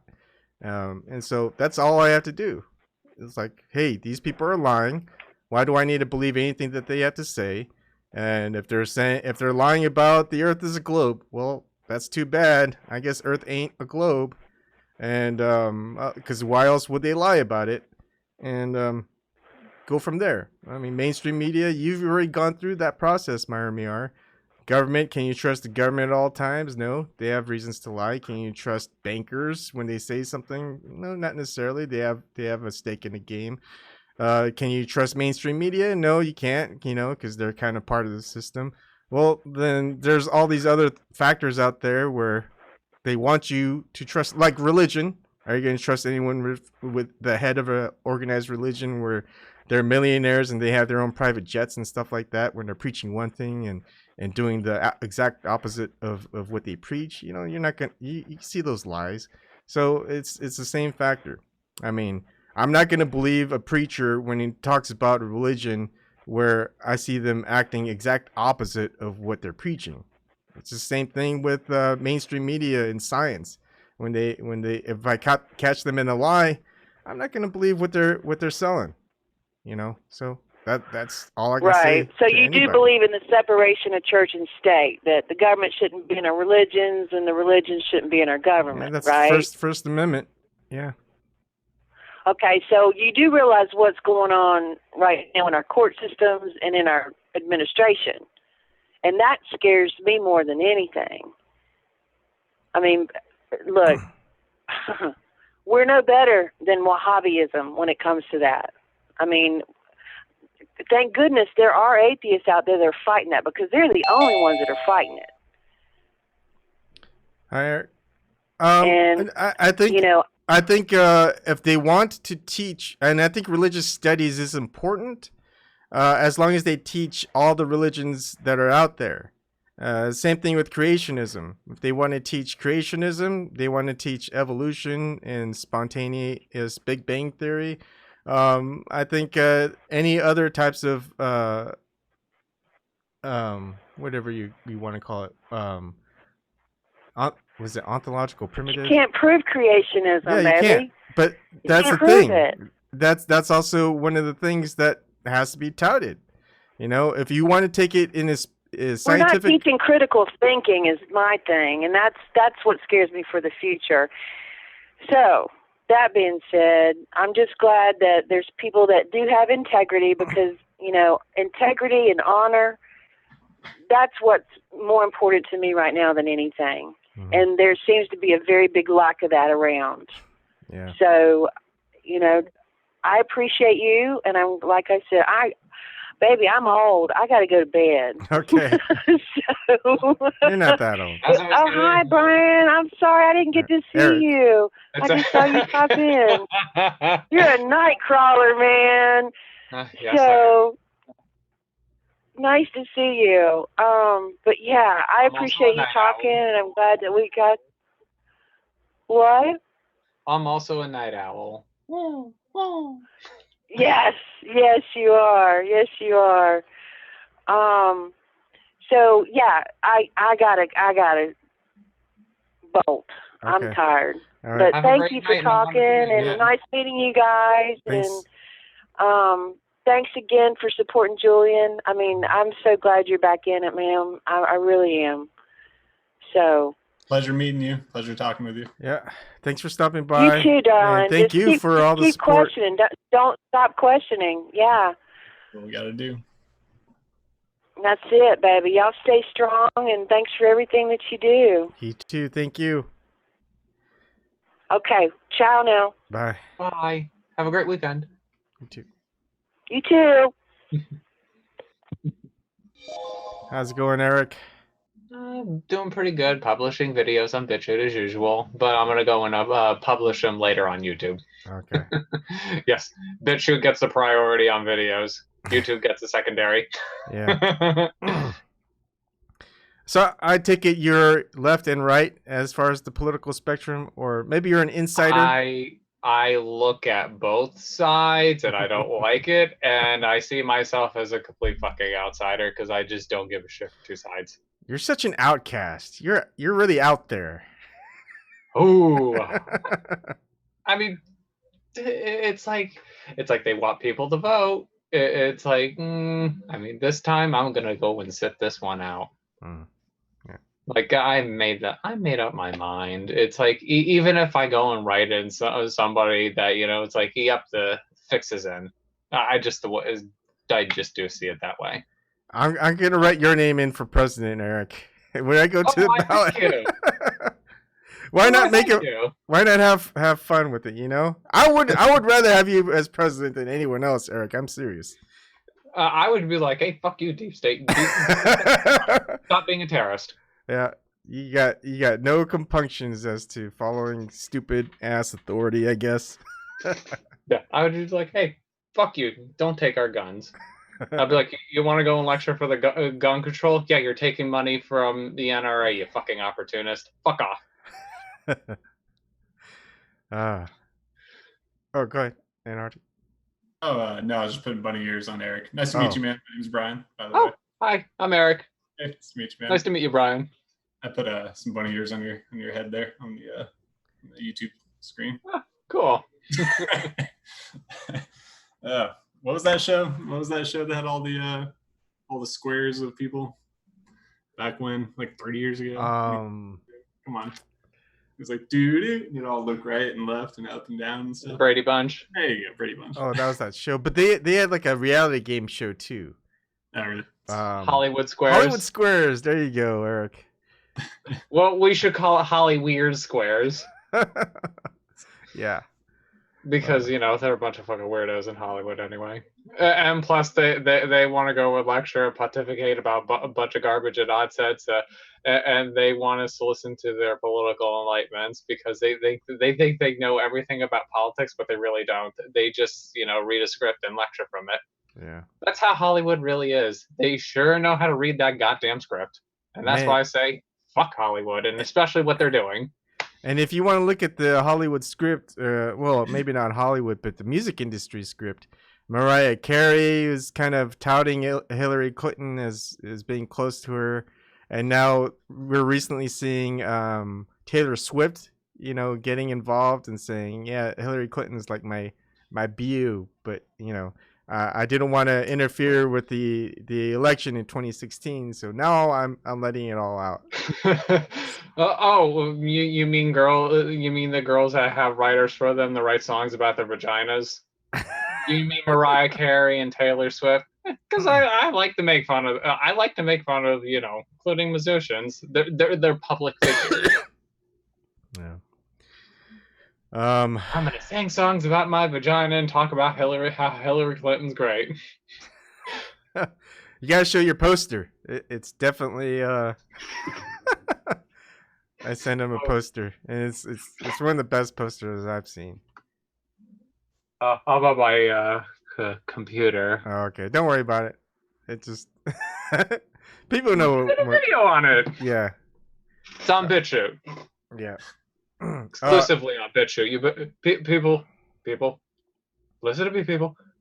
Sign up for BitChute. It's useful and it's good. And please subscribe to me on BitChute if you don't have if you're looking for subscribers, someone to subscribe to, and you're looking for other your favorite people on YouTube. They, you know, more than likely they have BitChutes as well. Please, you know, subscribe to them as well. And Ebon Kim has a BitChute as well. So, thanks. Do you have a BitChute as well, Brian? No, I don't. I don't even.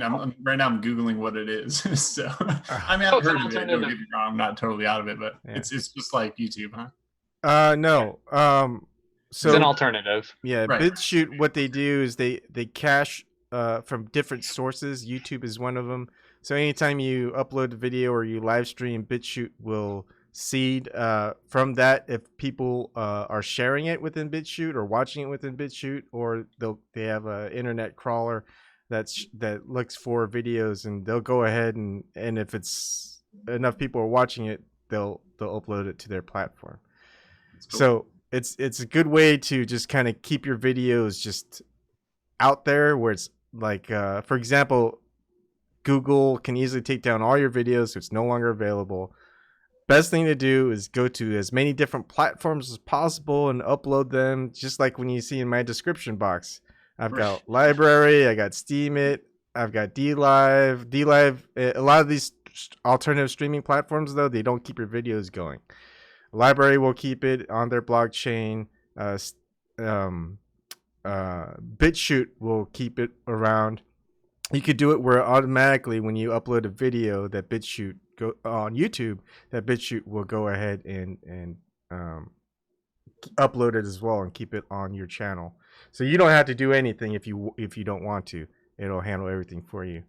And it's based off of BitChute is slightly different because it's based off of torrents. It's kind of like a torrent system where as long as people are watching it, and it's automatically uploading to their system. So it's like the more people who are uploading and downloading a certain thing, the more priority goes to uploading and downloading. That's cool. Yeah, I was just looking at this guy Bob in the comments here. He's talking about like the all trans. When's the all trans football league? And like, dude, you guys are aware of this whole like trans movement, the narrative that they're kind of pushing right now. Mm-hmm. Yeah, and they're using transgender movement for political opportunism. I mean, Oh, yeah. if people, you know what? Here's one thing I have no problem. You know what? It's like I don't like it when it's politicized, but with me, I have no problem with the trannies as long as you get like if you're really fully 100% committed, and you go and do stuff, and if you truly want to be a man or a woman or something like that, just not out of peer pressure or anything like that. And it's like, to me, I'm all cool with it, but I don't like how it's like politicized or pandered and propagandized, because the shit I've been seeing, it's fucking insane. Dude, you know what? Like there's a lot that I could talk about with it that they're pushing, but just something that I saw recently. I watched this, it was this show, and I'll pull it up and I'll get the name of it, but there was a show that I just watched that was being promoted on, and it's like who was it? The person in Canada that the whole waxing of balls thing, that was like, that's insane. I was like, and it's clearly a fucking dude who dresses up like a chick. I mean, I don't even believe that he, like, he's a she. It's a he. Like there was that just to me. There was a show that just came up, and I literally was watching it, trying to figure out who was not transgender. Like everybody was, and it was just a random show on. It was a space type of show. It was all based in space and stuff, and literally everybody was transgender. It was crazy. I couldn't figure it out. I was like, I have no idea who is not a guy and who is a guy. I was like, I have no idea. I mean, I know actually someone personally that transgendered. He went out there. I think for me, yeah, it gets to a certain point whether or not they allow a child to make the decision to transgender. I think that's it's not up to me. I think it's the parent. It's a tough one, but it's another topic that's hard to talk about. But yeah, he has a wife. I used to play D&D with him and his kids. The kids are nice. He's nice. His wife's nice, and if I still lived in Somerville, Massachusetts, I could probably talk to her about it. It's and her wife. How that happens. I don't know. It's just so many questions about that. But like for me, it doesn't affect me. Right. But it's your body, your life. You can do what you want. I think we all feel that way. It's just sort of like, and I do too. My brother's gay. I don't know. It's somewhere along there, and I live close to San Francisco, so I'm there like a decent amount, I guess. So it's not like I have any problem with anything like that, of course. But it's just same here. Objectively, like why it's sort of like why are they pushing this narrative, and it seems to be getting stronger. And honestly, like I don't know if you guys have looked into like the past presidents. But I know it's kind of funny, but the more I look into it, man, like almost like when you look at the presidents and their wives and you're like, who's more masculine and who's more feminine, man, like every one of them, you're like, man, that president was feminine, he was feminine, his wife very masculine. That could be a guy. And you look at them in their older age, you're like, man, the women, it really comes out. You're like, oh, that I don't know if that's a woman, like, because it's harder to hide them in later age. Yeah. It's worth looking at. What am I? Your thoughts on Obama and Michelle Obama? I mean, that's obvious. You mean Michael? He's super feminine, man. That guy's always like, oh yeah, and his skinny face, his skinny figure, and his obviously, Michelle is a pretty staunch, pretty buff looking chick, dude. So I think she wears it. I'm still on that belief that she still wears a strap on to plow her husband. I think she's got one built in. Like a strap on? No, just a penis, Oh, I don't believe that though. But here's one thing I like to speculate upon it. I like to call it a strap on though, because I still don't believe it, because there's actually no legitimate hard evidence of a penis, but I still like to call it a strap-on. And plus, I like to satirize upon it and, also reveal stuff that the, Obama administration did. Like, because you gotta make it you gotta make it into a joke. It's like, I know people are not gonna believe, but like, I'm one of those people. I need hard evidence if it's true or not. But to me, still in my mind, I still think it's a strap-on. You need to use the Crocodile Dundee method. And I know you probably never watched Crocodile Dundee, Eric, but you should. Go check it out. What's the Crocodile Dundee method? It was you get your hand and you feel it. Oh God, no. Watch Crocodile Dundee. It's a great movie from the 80s, Eric. You'll enjoy it. Okay. But like with me, I still don't believe it because like to me, I think I have always thought Obama was a beta male, and I've always thought Michelle Obama was an alpha female in the relationship, and that's why she plowed him with a strap-on to make him look like a beta male.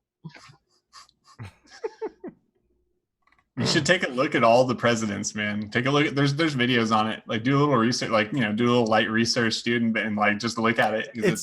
It's the most ridiculous conspiracy theory out there, but it's the most entertaining one. It's the most entertaining one. Because here's one thing: people are, throwing their hats into, that. It's like, okay, I'm gonna throw my hat into it and say it's a big black plastic strap on. Like, I just might as well just say it. They have it where all the actors in Hollywood and actresses, they're all transgendered. So the males are females, females are males, and I think it's hilarious. I don't think there's any merit to it at all. But the one with Obama and Michelle, sorry, that one is suspicious. It is suspicious. It is suspicious. I really think that there might be more to it, dude. The more that, at first it was funny. It's still funny and it'll always be funny, but man, when I look back through history at all of them, I'm just like, every time, why are they all feminine, and why are all their wives masculine? And then the older age pictures, and I'm just like, uh-oh. And then you think about I think about things in a bit of a religious context sometimes, and I'm like, if they're not for creation, right? They're for death and that kind of thing. And then they would be doing it as something that would not produce life, right? Which should be a transgender thing. Everything would be backwards to the way it should be, right? Which is if guy becomes a girl becomes a guy, in the crude sense of it and whatever. But that's sort of it could end up being like a real thing, Yeah. What's interesting is a BBC production called Blue Planet 2. I think it's the first episode. They have a fish that they start as female and they turn into males. They have this little metamorphosis period where they become males. Can't prove it. You just have to take BBC's word on it in documentary. But I just thought that was pretty interesting that they just put that out there in the scheme of all these other narratives that are being pushed. Yep. A lot of transgender. If you guys haven't looked at the videos on that stuff, you should look at it because it's pretty crazy. I was the same way you guys were, like, oh, stupid, whatever, but I'll look at it to laugh at it. And I looked at it, I was like, oh, I'm actually kind of actually looks like it might be true. It's kind of with me, I like to satirize upon it because it's like with me, I want to see 100% evidence. It's like, when people make that claim, I want to see real evidence, not speculative evidence, because with me, if it's going to be speculative evidence, I'm going to add satirical shit into it.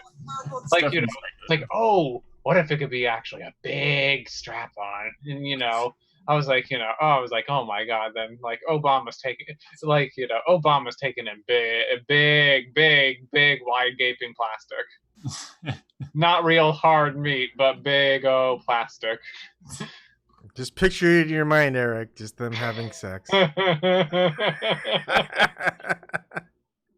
But like with me, I just like to make fun of it, and I love satirizing, especially when it comes down to that, because that was like one of the funniest jokes that Joan Rivers has like said.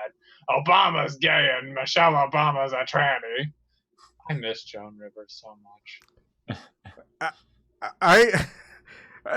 What cracks me up, I don't like to think of it, but I just have that thought. You know the presidents have particular way of speech. You know, their speech pattern, their talking patterns when they're giving a speech. Like Obama would give a speech, and you know, like the way he talks. One of the things, yeah. He does the. What we have to realize is that that's how he talks. I wonder if he's having sex with Michelle. Sorry. If he talks the same way. I really like the way he moves. You know? I really like the way Michelle pounds me with a strap on. I mean, if they have like a regular way of talking, or if they just resort to if the regular way of talking is the way that they talk to the public. Like, does Bill Clinton really talk like that to like Hillary? I don't think he has sex with Hillary anymore, or ever. No, she. Oh, Eric. He's got no filters. Eric, the no filter. I'll say anything. I know. Free speech. Yeah. I'm protected under the First Amendment. Even if I say something ludicrous, I would add in Minecraft afterwards. All right, I am forever banning you, Eric, for. Ooh, scary, big scary bannings. Ooh. Oh my goodness. What was it? Yeah, I mean, but I think, and then George W. Bush, he has that cackle. Oh man, he was an entertaining president. I hated that guy, but he was so stupid. They cracked me up. It looks like he was trying to convince everyone that he was retarded. Or he's trying not to be. I hate to say it that way, but it's true. Yeah. Or they could install a retarded person. I was like, why would they pick this retard? Yeah. I mean, I would pick myself. I mean, man, like, I would love to show clips of all the hilarious and dumb things he said when my kids are grown up, and see what they thought, and they go, guess who he was, and they're gonna be like, what was he? And guess. They'll probably never guess he was the president of the United States, but that's probably what's gonna. They're probably gonna be like, oh my goodness. But I don't know. Trump is not as entertaining. I mean, he's entertaining in that where he's just lying, but he has a tactful way of doing it. When he says something that's like very demeaning to someone else, which could come in the form of slander, he doesn't say it himself. He says it like, people are saying so and so is a loser and dumb and not very smart, but that's what people are saying. I don't agree with it, but that's what people are saying. It's just that type of thing, but it's just not as funny as just someone who's just not very smart like Bush. There's something I do have to show, but be very aware of, like, how I do, my, memes and stuff, Mm-hmm. and like, So trigger alert. Oh, this is a warning for those who actually do believe that Michelle Obama's a man, but just to, this is satirical in nature, but I have to show you this.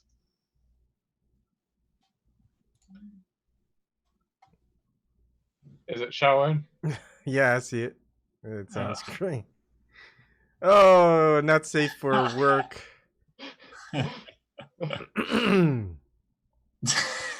You- That's funny. I made an advertisement, I seen the Tim Pool David Packman the interview on Tim Pool's channel, and the camera angle made David Packman look like he was sitting with like a dildo up his ass. I was like, you know what, I could make this into something, and I made it into something beautiful. Oh man, I haven't heard Pac-Man's name in such a long time. It's Pac-Man. Pac-Man. Is he still going about the same mainstream narratives? Yeah, he's still lecturing propaganda and still talking down to his audience as usual. And we all know it. I mean, he's an opportunist. From my perspective, in my opinion, because I mean, just looking at it, I was like, people really want to take him seriously. That's why I actually sit back and laugh at people nowadays. It was like, oh, they're just going to lecture and pander for money. It's all about the opportunism.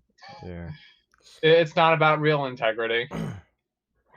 So I want to get back to flat Earth kind of stuff. Antarctic. Do you have? I mean, should I call you Antarctic or? My name's Brian, man. It's all good. Just use Brian. All right. Do you have you been watching things of late? What's been on your radar for the last couple of months since I've seen you?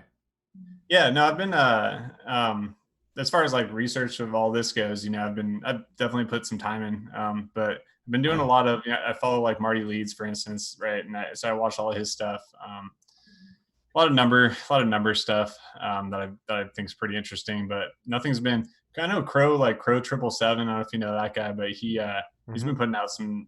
He's kind of like, I've always been on the fence about that guy, but him and Marty just did a good video together that actually was actually a really good one.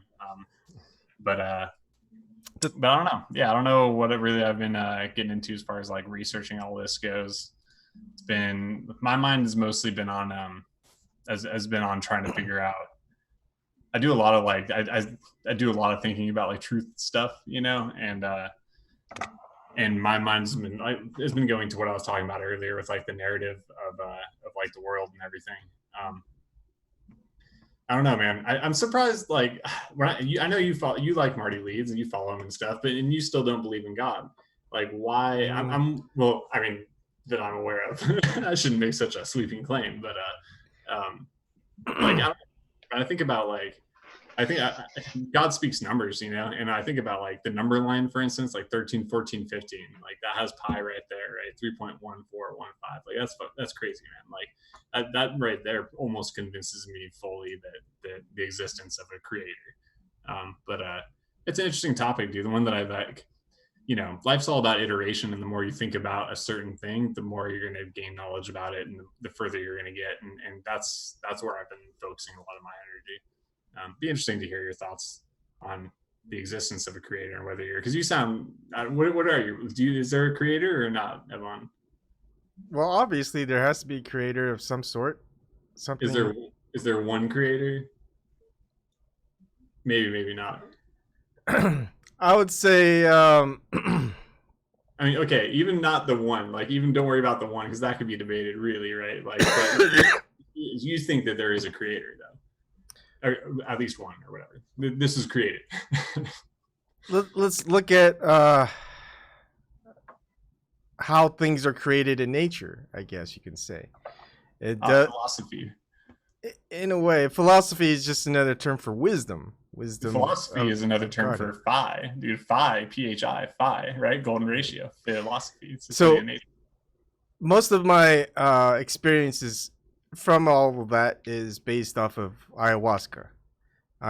Take it 3 times. Who you are not, death and rebirth, or I would say rebirth. And it's just communicates to you at a way where you can understand it. So when you try to explain it to other people, they're not going to understand it. It's just because it's kind of like custom tailored to the individual. And there are entities out there that are spiritual or conscious in nature that's objectively present. Anyone who takes ayahuasca will experience the mother spirit the divine spirit.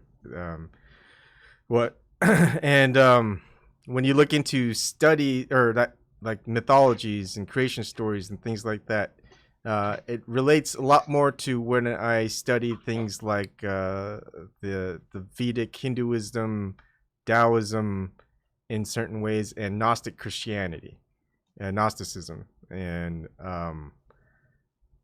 a lot of the religious, whether it's Orthodox or Protestant and stuff like that, has been towards just the outward experience. But when you take it into like the Gnostic Christianity experience, where everything is within, God is within, you are with it, you are a son of God.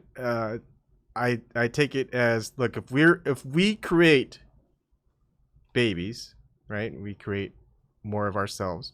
They turn into adults. Now, if we are creations of something, and we are, I mean, whatever it is, it follows the same pattern.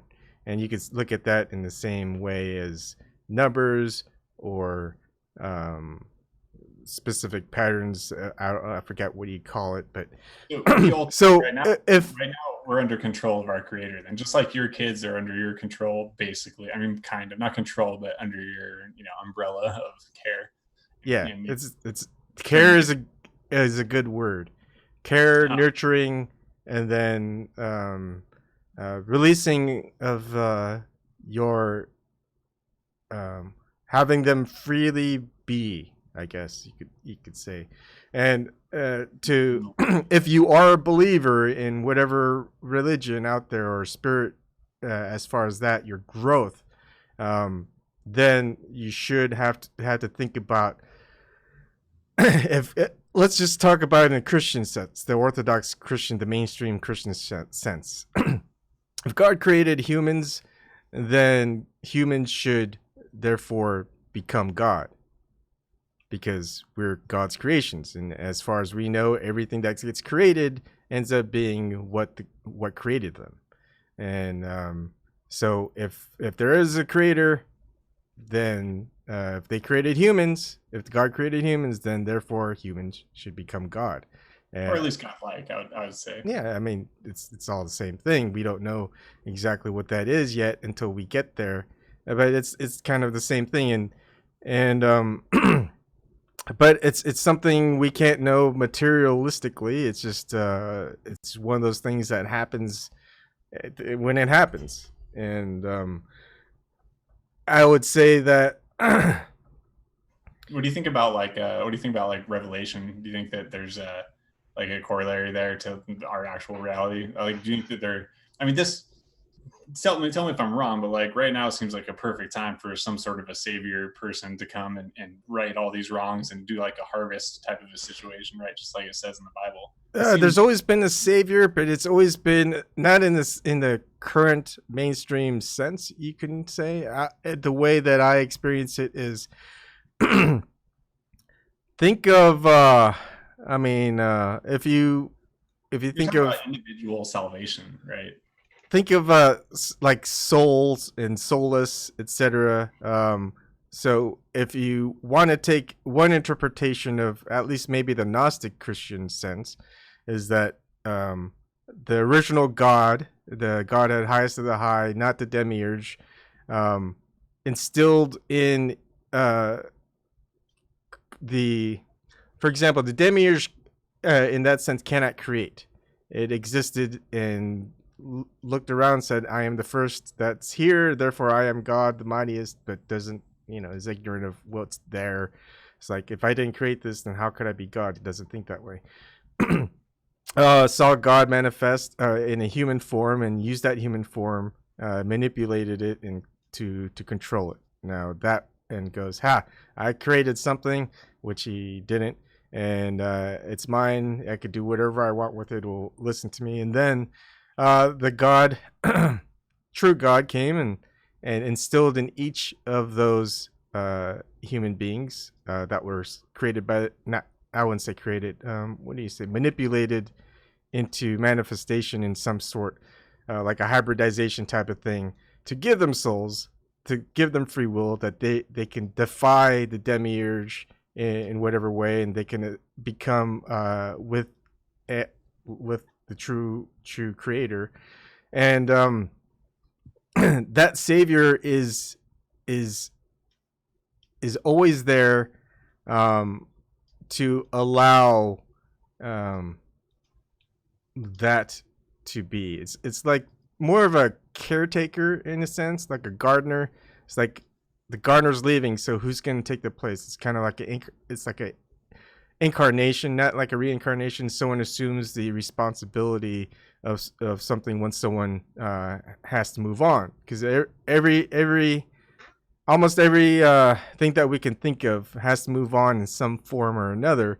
But who's going to stay behind? So in that aspect, that's the thought of the savior in what I can interpret as far as my experience goes. And yeah, it seems like a lot. I mean, I get you're just saying that like God created everything and then left because he kind of moved on and like left his son to or left some sort of savior to watch to tend the garden, so to speak. Yeah, I mean, it's as though, look, you have to go away in order for things to grow on their own in their own way. Yeah. Which is why we can't talk to God directly, right? You can. It depends on who you dictate as God. There's certain people saying, if you, especially in the Taoist, in certain Hinduist philosophies or religions, whatever you want to call them, is to if you think you know God, it's or you encountered God, and it's more of my agnostic approach. I am agnostic Gnostic, which may not make sense to some people, but it's if you think you know God and you've met God, that was not God. It was some form that's less than God, that was created by God, but that doesn't necessarily mean that it's not a part of God type of thing, right? So for my experience, even the demiurge, or what some people may call either Satan or the devil, or just the adversarial aspect, not necessarily evil, but just to entertain just the opposition of what the creator, or just what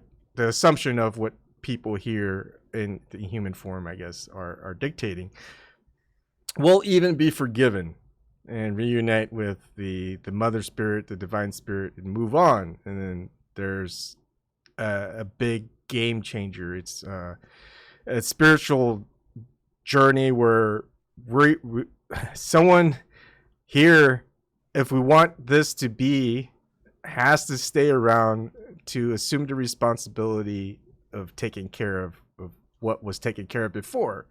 So who and how many or what, how is that going to happen? What's going to happen? Because it's never happened before. And that's one of the amazing things about it, is like, how can something that's been in the dark for so long be forgiven to see the light? And isn't that the purpose of light and good? It's not to destroy. Isn't that what evil is, right? To destroy and to eradicate. But good is the opposite of that, is to create and to sustain and be patient and let those grow and see the light and experience it, and know love and all of this stuff. That's what we see is what's essentially good. So therefore, something like that, something like the forgiveness of the most fallen, is gonna be bound to happen at one point or another. And at that point, what happens then? And do you think we're approaching a point of like of like the reckoning, like of the some sort of apocalypse event? Do you think we're approaching? I think it's always happening. Okay, so we're not like, I mean, I'm kind of referring to like the fact that there's way more people, for instance, now than there were 100 years ago. There was like a 1% of that, right, or even less. That's what we're told. That is what we're told.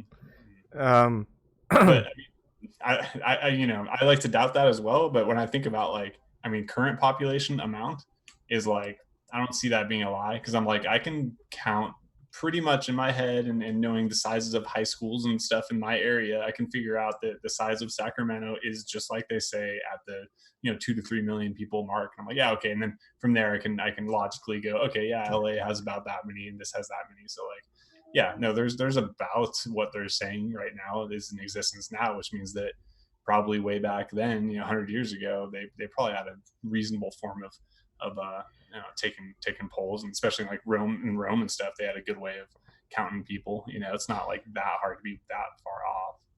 If you want to believe, I mean, but the thing is, I have no alternative to assume otherwise. So I just have to go by that assumption of what they're telling us about the population of Earth is the population of Earth. Well, your parents, they lived, right? They lived back, like, let's say, 80 years ago or so, 70, 80 years ago. And they talk about the places that they lived and how they were not very populated. Like, come on, like there's a population boom happening. I don't think there's a way to really deny that, as much as I'm a skeptic. I mean, I just can't know for sure. I mean, I've lived in populated cities most of my life. Now I live in the middle of nowhere, Columbus, Nebraska. And I don't see a huge population here, as opposed to anywhere else. I mean, if I lived in the cities, yeah, when they're like, say you lived in New York City, I could definitely think that there's billions of people on the planet. If there's thousands of cities like New York, but if you go and you just look at all these small towns that are scattered across the country, it's like, I don't see it. I mean, I wouldn't know otherwise. I mean, if you go driving cross country, or if you even fly, and you'll just see that there's a lot of land. There's a lot of land that's cordoned off. You can't There's see. a lot of non-arable land, though. It's all farms that are being. That's what they say. That's what I see when I'm flying across everywhere. I'm flying across the country. I mean, I think anywhere you can make a living off of. I mean, there's no place we can't really change as far as the landscape goes. There's even been deserts or places that haven't been inhabitable where they can change the landscape in order to make things grow. And a lot of it is going back to the old ways of herding. Like there's been places where the soil has been so arid nothing can grow, and what they did was they just took a whole bunch of cows, let them poop everywhere, smash things in, and things started to grow, because there's that culture, that bacterial culture. There's water, there's that manure, gets with the dirt and the dust, and there you go. You got some soil that you could grow things on, manure. I mean, if the planet's growing at 80 million people a year, then it's going to be tough to have enough cows pooping, enough deserts to make room for everybody. I'm just wondering whether you think we're coming to some sort of a precipice, to like a tipping point, like, do you feel like we're getting to a tipping point? Like at any point here, I'm not saying right now, but maybe within 50 years or something like that we could be coming to some sort of ahead. There is a sign that I would interpret that I've experienced that's saying it felt like something soon was going to happen, and that's going to be within this year. But I have no idea how to interpret that. Predictions. What is this? I don't know how to interpret the sign. It's just a feeling. It was so it's one of these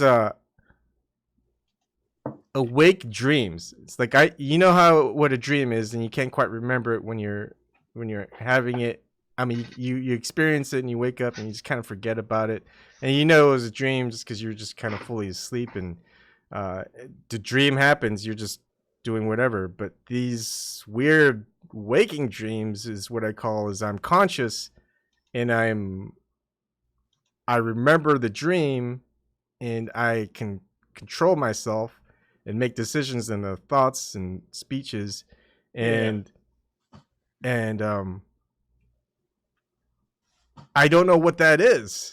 It's not, because I've had daydreams when I'm so bored in class, in like when I'm in grade school or high school. It's not that. It's not a daydream, but it's also not a real dream where I'm having. When is this? Like, is this after you wake up? Like when you're just waking up from being asleep or something? No, I don't know. It's like it's been when I've taken a nap, but I couldn't fall asleep, or at least I thought I couldn't fall asleep. Okay, so you're in half sleep. What's this something? Dream? I can't. It's hard to explain, and that's problem with Gnosticism, because it's similar to an ayahuasca experience. It's catered to to me in order for me to interpret and figure it out. Like when I took ayahuasca, and if you take ayahuasca, you're going to be given signs. Like Mother Ayahuasca knows you're coming to visit, and you're going to be doing things that you wouldn't normalize do or pay attention to. So when you are actually in the ayahuasca experience, you're going to review those signs, and you're going to realize that those signs were given by Mother Ayahuasca, and you're going to be like, your mind is going to be blown. So it's kind of similar to the way that the ayahuasca experience communicates to you. And so this experience was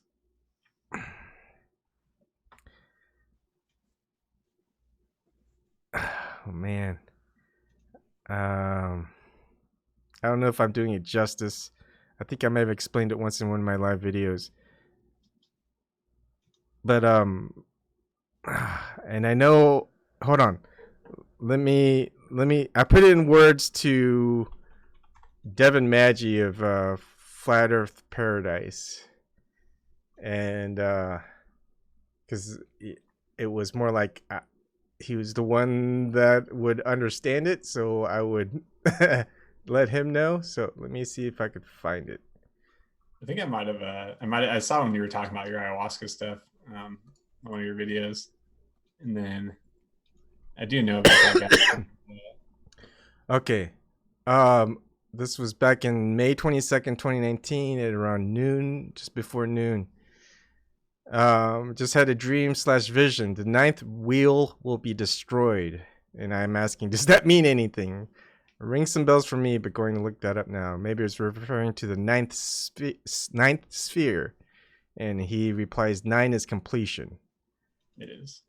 So, like I don't understand what it meant, but the ninth wheel is destroyed, and that's the completion part. So, like I don't know how to interpret these things. Like I'm new to this experience, and I can only explain it in these terms, like language terms, material terms. I have to probably read up on a lot of things that has to do with maybe the wheels of Dharma or karma. I don't know, but I have to look it up. And whether I'm interpreting my dream/vision, I have no idea. It could just be just whatever. And it's like, it's nothing. Maybe it is nothing, but like, does it really matter if I know or don't know what it means, if it's just going to happen? Until it happens, then it's like, oh, okay, so that's what it meant. Right? So I don't put too much stock into it, but one thing I don't do nowadays is ignore it. I think that's what I like about being able to talk with a lot of different people. Like maybe this coming week, next week, I might have an interview with Marty Leeds, because I asked him a couple of months ago. So we'll have a talk about that. He started doing a couple interviews, which is cool. Yeah.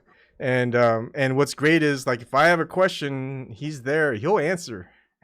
Like and he'll talk with you on private. And Devin, same thing. If I probably email him or ask him something about something, or just do a quick little chat, and same with you and stuff like that. Anybody else that I know, it's like just quick things like, hey, I know you're kind of into this thing, what are your thoughts about it? It's that type of experience. So I being new to it is great. I have my own take into it. I have my own experience. I don't really judge other people's experiences, or their beliefs, or their thoughts. Everyone has their own path towards whatever it is. And I'm not here to stop it. I'm not here to prevent it. I'm here, I guess, to just be around. Right? Be a witness. Yeah. So yeah, I saw it's interesting. There's a lot. Life's crazy, There's like dreams, There's a lot of ways to interpret stuff, and it only feels a certain way with your, being in it and everything. I obviously, like, I'm leading you to a place of like, oh, stuff's gonna happen or whatever, but I don't know either, But it's definitely, if there's ever a time where crazy stuff is happening, even compared to when I was a kid, now has some some pretty big, there's pretty heavy influences going around the world right now. Yeah. I just saw something on a Truth Stream. I watched their latest like video, and they were talking about how there's like a new, actually Elon Musk is heading up a program that is supposed to like put implants, do the implants in your head. Mm-hmm. Oh, Yeah, fuck and- that. and I'm not that's putting like- that shit in my fucking head. My head's already fucked up enough as it is. It's interesting. It's, I wouldn't put much credibility onto it if it wasn't, because that's like, it's always been a thing, right? Oh, they're going to put implants in your head and stuff. But it was, Elon Musk was up there on stage for a long time with a bunch of scientists and doctor looking people, and a cool hip looking chick up there.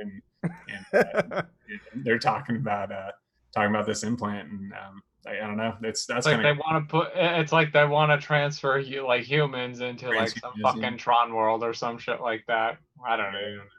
yeah. It's pretty. That was something and that was very recent too. That was only I think that was like last month. I want to say maybe a month or two ago that came out about that whole Elon Musk heading up that thing.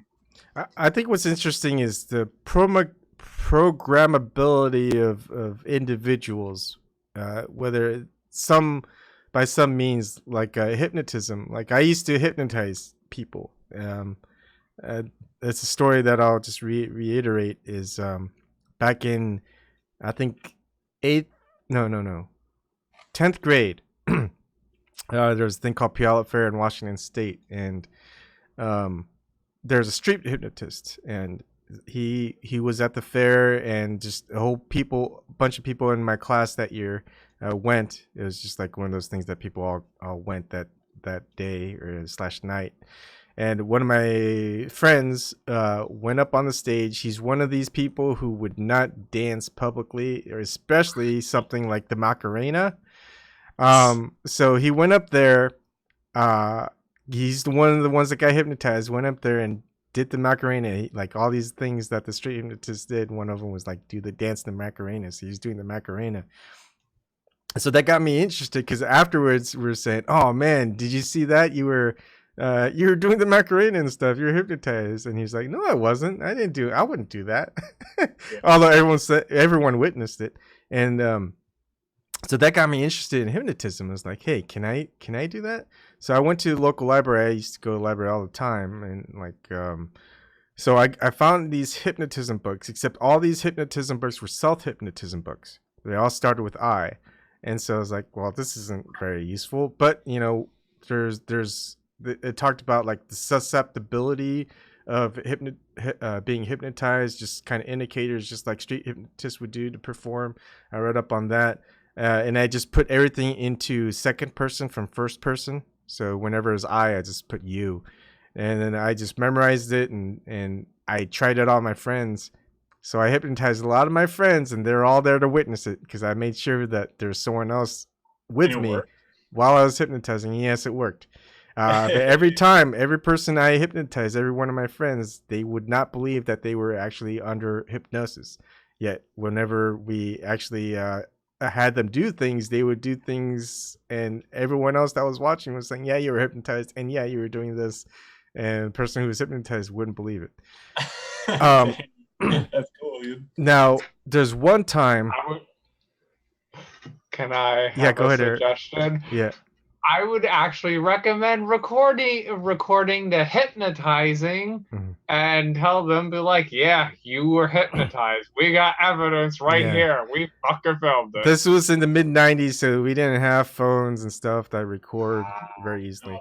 Before time is way Or longer. even a camcorder. Heck, we were kids. We don't have enough money for camcorders. Polaroid But pictures.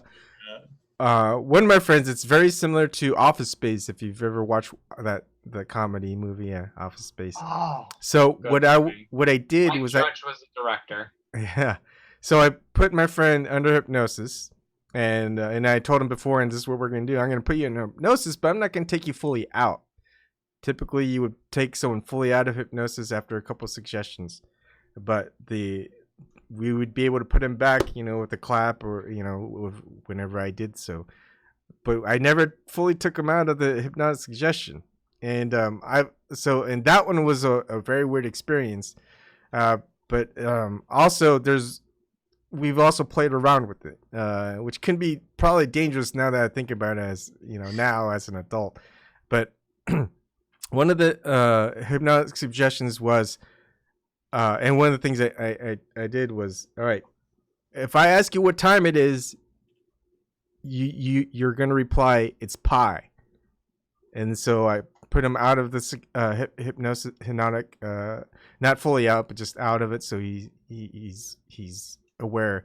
And I told him, okay, I'm gonna ask you something, and no matter what, do not say it's pi, right? So he's out of the thing, and he's like, okay, that's a weird thing, but yeah. And so I go, what time is it? And he goes, it's pi. And I was like, okay, let's try this again. No matter what I say, do not say it's pi. And so I ask him, what time is it? It's pi. And so we go through this a couple of times, and I go, how come you're saying it's pi? And I'm telling you not to say it's pi. And he's explaining it to me. He goes, well, I don't want to say pi, but I'm telling myself not to say pi, but because it keeps telling me not to say pi, I just want to say pi, so I don't have to think about not saying pi. That's how he explained it. So, we'll try this again. What time is it? And you could just kind of see him kind of doing this thing, and he goes, it's pi. And he goes, yeah, it's the same thing. I'm trying really hard not to say it. I'm telling myself not to say it, but I keep telling myself not to say it. In order to say it, I should just say it, so I don't have to keep telling myself I don't need to say it. And good night, Grant Jarvis. And so it was just one of those really weird experiences, and it's kind of trippy to thinking about it, because I've done self-hypnosis, and I feel like I can't be hypnotized because I don't feel the effects, because I've tape recorded myself to go under hypnosis. But the thing is, if everyone who's under hypnosis who gets out of it aren't aware that they've been hypnotized, they don't believe that they've been hypnotized, how do I know that I wasn't self-hypnotized? Right? So I was wondering, am I really not hypnotizable, or was I did I actually self-hypnotize myself where I just can't remember it because I was hypnotized, and everyone who's under hypnosis don't believe that they're in hypnosis? So it's a very yourself, and you weren't. Yeah. And I'm wondering if I should try it again, but it's also one of those things, is that something I should be playing around with, right? Yeah. So some interesting things, like a lot of people still don't believe in hypnosis, like that it's just a trick, it's act and stuff like that. But personal experience, and I've hypnotized people, it works. And I don't know if it works for everyone. I don't know if it works for me. Like, I'd have to like Eric said, videotape myself being self-hypnotized, see if I was self-hypnotized afterwards. Right? And the thing is, getting people in hypnosis is very simple. It takes anywhere from 5 to 10 minutes, just full relaxation. They're lying on their back, go through these steps that are backwards, whether it's and each step that you take that's going backwards, they get more relaxed and they breathe deeper, and you get to that point until they're at the final steps. And usually it's like either it's not going up, it's usually going down backwards. Like, you're at a top stair, you take another step down, you're more relaxed. It's like floating on a cloud, and you feel yourself just falling deeper and softer, and you use that same voice. And yeah, sorry. and it, within like 10-15 minutes, they're fully under, and you do one simple hypnotic suggestion, and when you snap your fingers or you clap, they're out. And you're more aware, and you let them know that they're more aware, they're awake, and they feel refreshed. And and when you hear the clap again, they'll go back into the deep relaxation and sleep. And it's so simple. And I wonder if I'm pretty sure that the insiders, the people in establishment and stuff, the power players, they know of these tricks, whether it's psychological or whatever, spells, what you might want to call it, you know. And if they can get people into that, like they've tried, remember the subliminal messages within television and stuff like that. If Yes. if that can be embedded within a person's psyche or whatnot, you know, just like you were talking about the whole embedding of technology, or the like the what a lot of Christians were always talking about, the number of the beast, you know, this was it sign or whatever that people will wear in Revelations and stuff like that. The sign of the beast, which could be, you know, that could be this Neuralink. It's called Neuralink, by the way. It's you know, Neuralink. Mhm. But yeah, the people talk about that could be that, because there's a little scarring that comes with it. Oh. You do get a little scar because it's an implant. So yeah, that could be.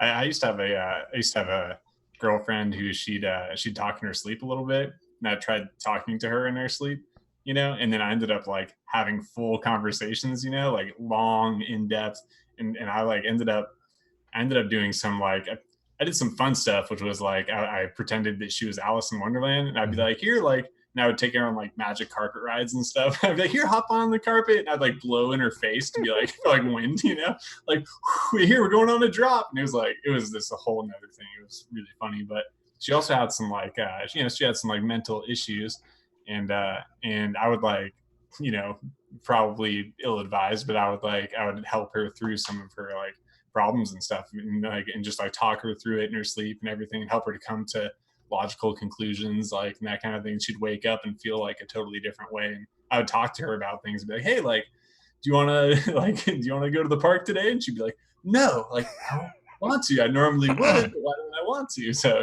it was pretty crazy. It worked. It really, like, and that was me just sort of, you know, Yeah. whatever. But yeah, that was crazy. Yeah. So, yeah, I mean, there's a lot of weird things, weird experiences, and the funny thing is when you would think like the scientific community would be like, hey, that's pretty awesome. Let's get more into this. Let's figure it out. And instead they're like, oh no, that's just quackery. You know, don't even bother. It's like, I thought we were talking about science. It's like when we were talking about science, it's like the curiosity of knowing what's out there, what's unknown, is so prevalent. And then when we talk about what's within, like the mind and spirit and consciousness, oh no, that's just spirit all and souls. Yeah, it's all right brain, dude. They're all like, everything right now is all 100% right brain. You know what I mean? Like, it's all mechanical. Your right brain's all that mechanical, and your left brain's all the creative, you know? And like right now they're just like, they don't want you to be creative, you know, like there's no creative. They want you to be a machine, you know? That's why like all school is just repetition and mathematics, right? Like in-depth calculator. You're just like a cog in a calculator, right? Like, it's all 100% left brain. They're trying to keep you off your right brain, and also calcifying your pineal gland, right? So like that third eye that can bounce between your two brains when it decides to, or whatever, maybe, you know, whatever that is there that is right between those two brains is getting all chalked up, so you can't use it. Yeah, I mean, it's getting people to just go through the motions of life. It's you wake up, you go to work 9 to 5, you come back, you repeat, you save up. You don't get a lot. You can't save up a lot because sometimes something happens within your life where you have to spend that nest egg, or you spend that nest egg with something where it's just really pricey, like a house or a home, or going to college for your kids and all of this stuff. And then the investment, you know? Yeah, interest rates go up, you know, the inflation goes up and all this other stuff. And, you know, it doesn't matter how much you save. Oh, you're going to postpone your vacation to the next year because it's going to cost $10,000 and you can't afford $10,000. So you skip on that and you go on the next one. Oh, you had to use doctor's bills and stuff like that, and taxes, and we just went up. And then you're always saving for something, and all of a sudden, you know, you realize, okay, you could retire at 62, but then you're not gonna get as much in your pensions and your social security, so you just postpone it to you're 70 years old, maybe 72 at the latest. And then by then you don't have enough energy to go on these vacations that you wanted to, and therefore, I mean, your whole life has been leading up to something that you've planned for a very long time, which you never did. is because you're wanted a nice, comfy nest egg to be comfortable where you didn't have to be uncomfortable.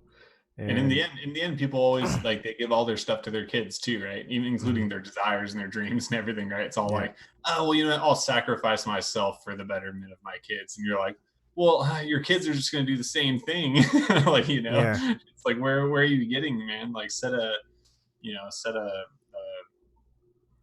am I trying to say? Set a whatever, something to follow, you know.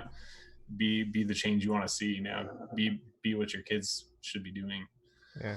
Instead of sacrificing yourself for them, because they're just going to do the same thing.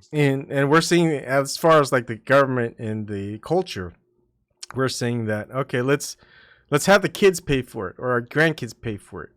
We don't take the responsibility now. You know, if you look at one thing that they always tout is like for the United States is the deficit. It's like, we're never going to pay off the deficit.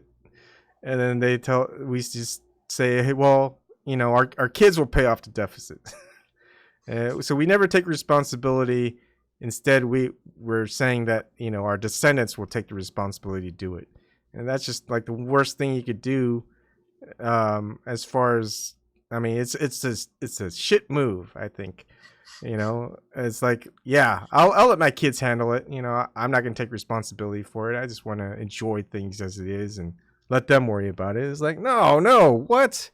Since when did that become a thing?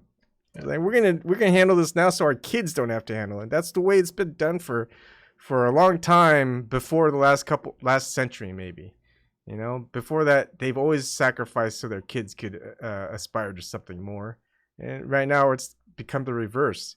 So we want to aspire so our kids can deal with all the problems later. Yeah, it's just putting it off now. And every president, right? Every single one of them is like, we're going to get this deficit turned around, including Trump. You know, it's everyone going back, and it never happens. It's not going to get paid off, dude. It's not going to get paid off. They want us to be in debt. It's all empty promises and opportunism. That's all it is. Someone in chat, we need critical thinking, is asking you a question. If you want to answer it, it's up to you. Who, me? Brian. Yeah. Is this me? For a while. It's with an I, by the way. Would it affect his religious faith if you found out the earth is not flat? No, it wouldn't. It would, like, what would it do, you know? Because I believed in God before, about a year before I believed the earth was flat, which was, 2 years ago now, I guess, or less. But no, it wouldn't. What it would do, I guess, is maybe I would think that Revelation, right, the time of Revelation, the end times and stuff, that I think is probably coming pretty quick here. You know, that would probably be something I would think would probably come later than not so soon. Because, like, if the Earth is flat, as it turns out, right, which is my belief, then I don't think you can really hide that for so long, especially.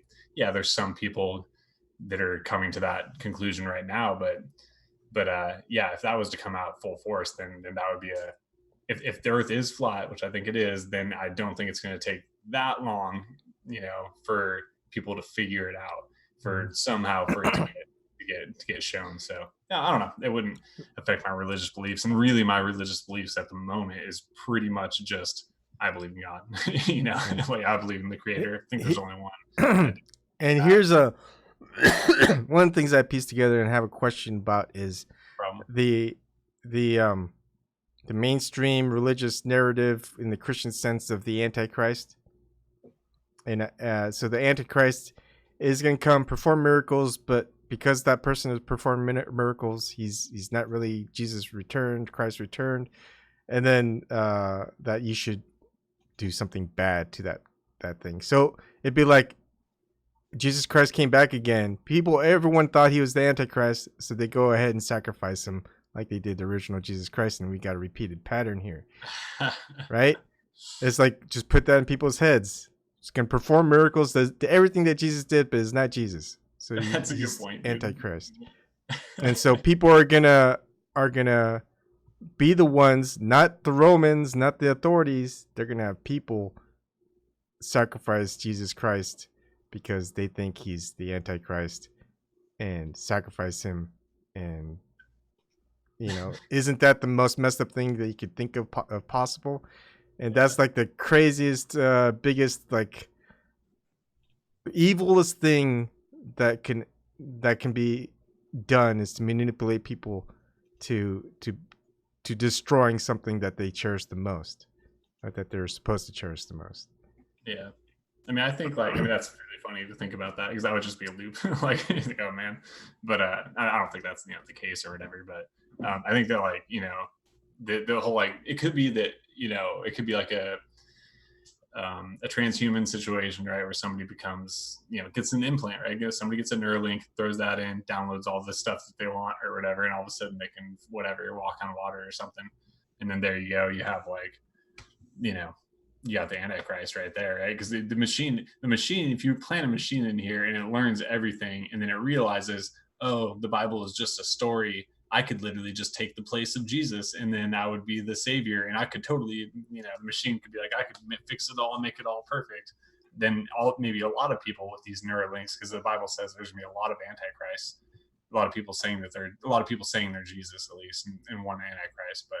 And all these people with these implants could be like, oh, I'm Jesus, because and that could be sort of how it happens. Just something I was thinking about recently.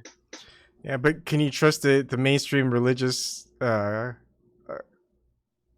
guess the Bible, right? Well, no, not necessarily the Bible. Just those who interpret or translate the Bible for their own purposes. I mean, a lot of people still who do like look into the actual historical context, whether you believe in the written history or not. At least that was Emperor Constantine. He had to make a decision as to what to put as far as the Holy Bible goes. All the books that are ever written, from all the Gospels of Jesus Christ, and whether to omit some or keep some or whatever. And there's so many that wasn't included, that we're finding out for the last couple of decades, whether it's like the Nag Hammadi or the Book of Enoch or the Dead Sea Scrolls and etc. It's like, so why weren't these included? Yeah. And people still really, don't. Like, none of those really changed the narrative, though. Like, Yeah. not that much. In some ways, I mean, it depends. I mean, some of them are just kind of weird, like the Gospel of Thomas and things like that. Things that are like, it's very Gnostic in a sense. In the early Gnostic Christianity traditions, that's where it was. And that was all destroyed back in the Library of Alexandria, and why would they destroy such important Christian works?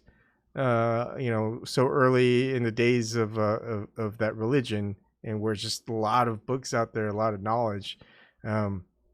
I bet that wasn't all destroyed. I think it's been hidden away and reused for purposes. But it's just something people don't think about. They go, no. I mean, it'd be like right now. Then this is why I talked with Flat Earth in one conversation before. Is imagine let's say 2,000 years from now, they find a whole bunch of news articles talking about invasion of Iraq and how, like, the legitimacy of just basically all the mainstream narratives today. And they go, oh, all of this stuff happened in 2,000 years ago, even though people right now don't believe in any of it because they're witnessing that the mainstream media is lying and stuff like that. But 2,000 years from now, that's all that they know, and they go, okay, yeah. Everyone else, every piece of history that we've gotten accounts as far as, like, from CNN, Fox News, MSNBC, they're all saying the same thing. So obviously that's what really happened. And are you going to take that as just the truth of the way it was? And then all of a sudden, a few decades later, they go, hey, look, there's accounts from here, from YouTube, from Twitter, from these blogs. It's like, hey, they're saying something different. What's going on here? Which one do we believe? Yeah.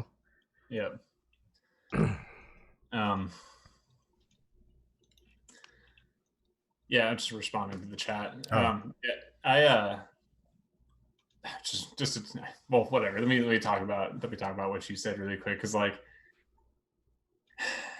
it's a lot of the Bible, and I'm still researching it. I'm not sure about it, right? Like I said, I believe in the Creator.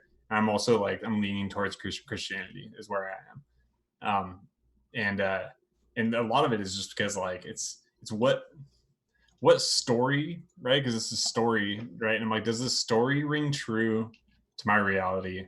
And is it good? And does it seem like a good teaching, right? Like, does it seem like a good teaching? And does it seem true? And does it match my reality?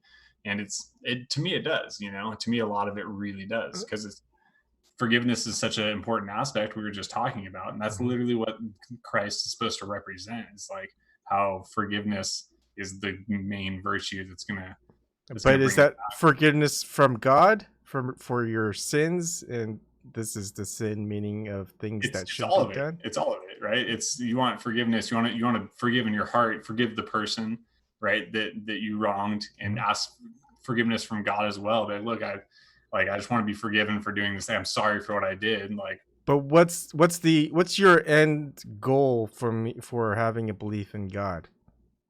my goal is to know the truth, right? Is just believe whatever is true. That's my goal, is to seek truth, right? That's wisdom and truth, right? Those are the ultimate things. And you know what? That's what it says in the Bible. It says that wisdom should be held as a higher esteem than gold and money and everything. That's what it says right there. And like all these beliefs that I've done a lot of moral introspection, right? And just like a lot of us have, I'm sure you seem like somebody who has as well, right? You talk about what's morally right and what's wise and what's true. What are these objective things that are very valuable to us as good people? And you come to these beliefs, and they're right there reflected in the Bible, very very much. And so that's what's compelling to me about it.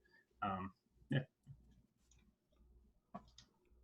Interesting view, and yeah, I can't disagree. I mean, Does that make you a Christian? Are you a Christian now all of a sudden? Me? Hey, Yvonne's a Christian.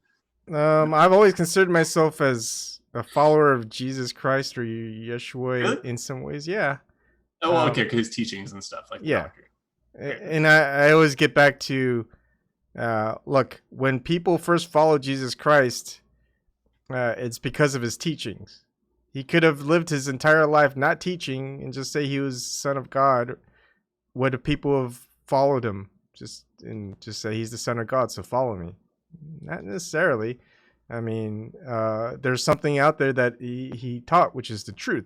He had a way of telling people the truth of what truth is, and people followed him for that. And if he was pretty much probably caught in a lie, people would figure it out and not followed him.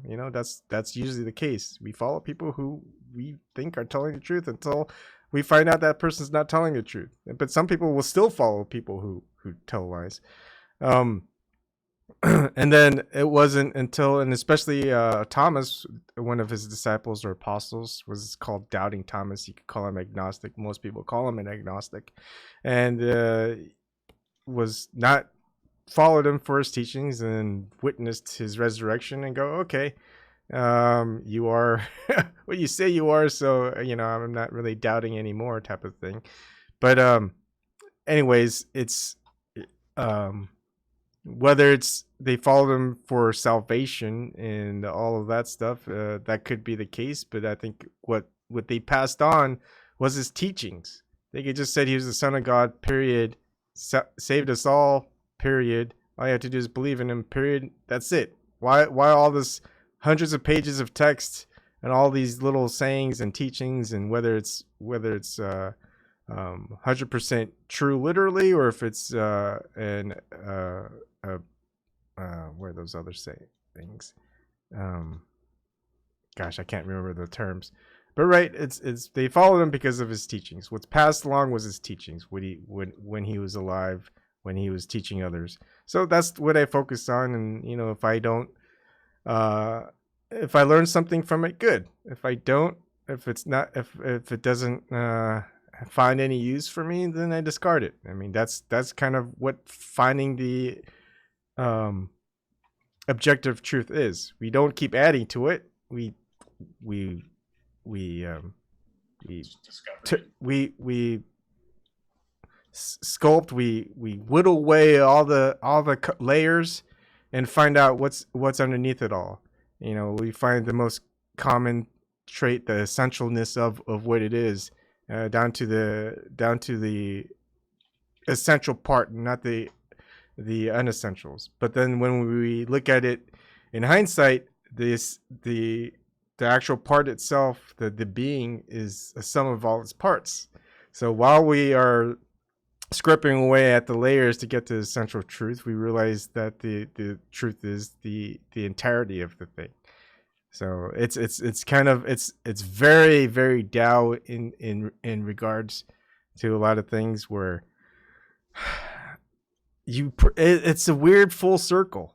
It is, because I've gone through so many things to whenever the start of the awakening, and what it's done is took me in a full circle back to where I started, but with a different perspective and point of view and realization, and how to go about that process again. Where I found faults before, do it a different way. And that's a weird thing. I'm doing the same thing I've been doing for a while now. It's just done differently in a different frame of mind.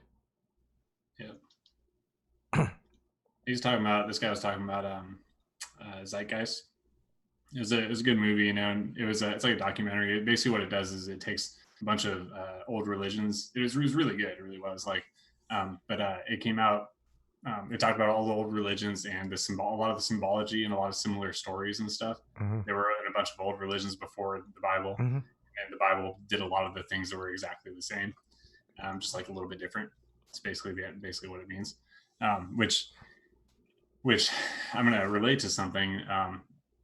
It's kind of like it's also how, in my belief or my research, I figured out that the stars are the story of the stars, right? You can say astrology or whatever. When you look up, you see the stars moving around. There's the story of Jesus.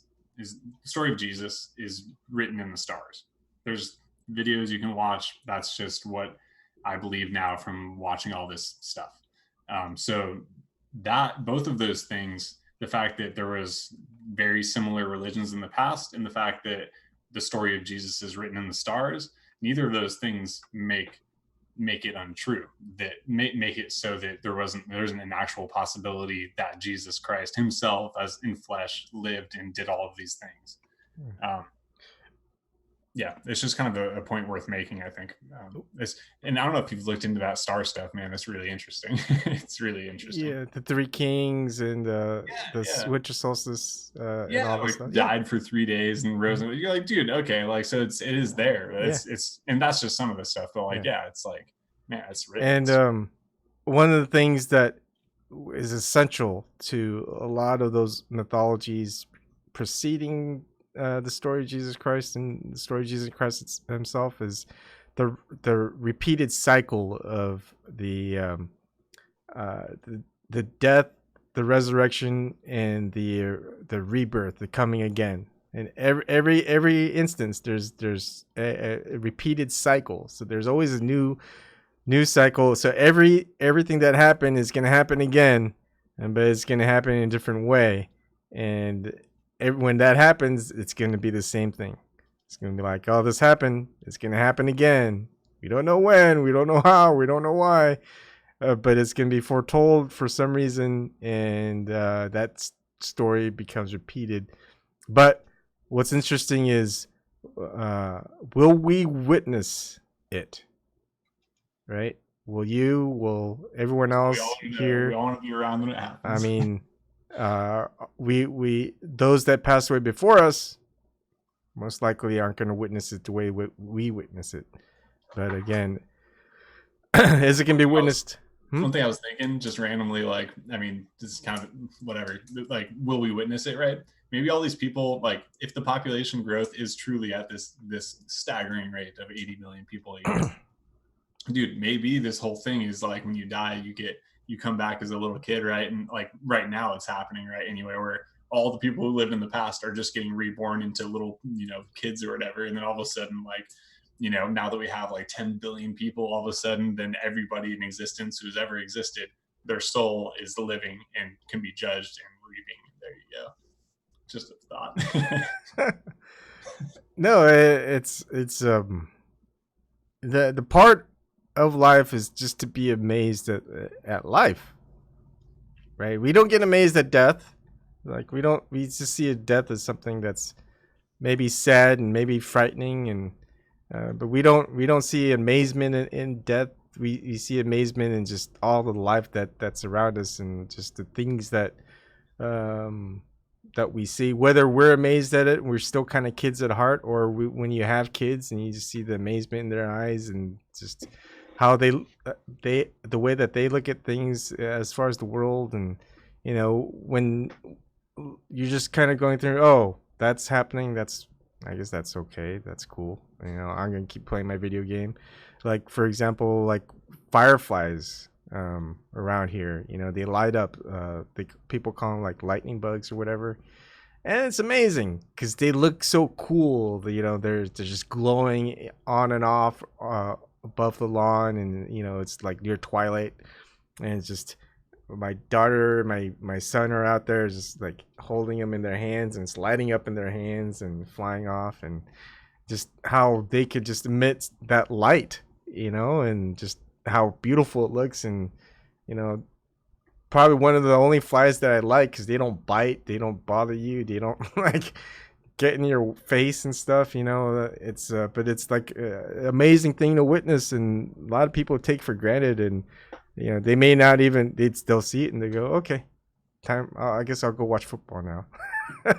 It's like, man, this is amazing. Like, how do they do that? How do they emit their light? It's like, why? And it's just, how can we do that? Can we emit lights? Like, there's definitely like a big difference, right, between because God is, as it says in the Bible, all right, Evan, I'm going to sit here just quoting Bible verses the rest of the night. Sure, I mean, that's fine. I'm not actually going to do that. Oh, I don't care if you do. I'm fine. I know, but it is. It says like He's the living God, So like there is like this difference between like all things living and all things that are dead. Especially right now more than ever, like everything that's dead is being like pushed onto us. And I'm not trying to say that everything electronic is dead, right? Because we're sitting here talking, but I mean, everything electronic is not actually living in and of itself, and that's something that's being pushed on us. I think it goes to show kind of some of the times, there's a lot of proofs that the people running the world right now are evil, in my mind, and that's just kind of one of them. I would point to the main one to be factory farming. Not to bring up a whole nother topic, but that's fine. But yeah, I don't know. Like they say that you'll know a society by how it treats its animals. You'll know the rulers anyway of the society.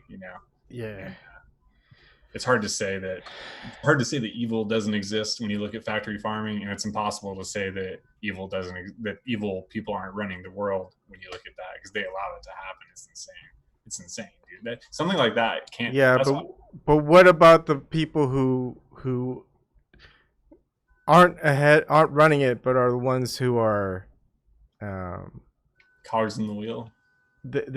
I mean, they work there. They need to make wages. No, I'm not ripping on them. It's the people that allow it to happen. The people running government. Is it legal? Yes, then that done. Like, no way, man. If you were running the country, making the rules, you had all the money, and you're the people running the world, are you going to let that happen? Isn't that what a lot of people today would consider a tyrannical rule, to not allow people to raise animals in a factory setting? Should there be laws enforced on people? Like, who's to say they can't do that? I mean, it goes to show the heart, right? It goes to show the heart of who's running it. Okay, yeah. Maybe whether it's legal or not, it goes to show the heart of the people, because it trickle down theory, right? The company culture is a real thing, and the company culture of our government. Yeah, but it also boils down to religion. For example, lot of the Christians today are told by their preachers or whoever it is in charge of their denomination that the earth is there. It's evil. Everything material is everything that's in nature is evil. The weeds are there to be destroyed. The plants, the crops that you need to grow and tend to. That's what God wants you to raise.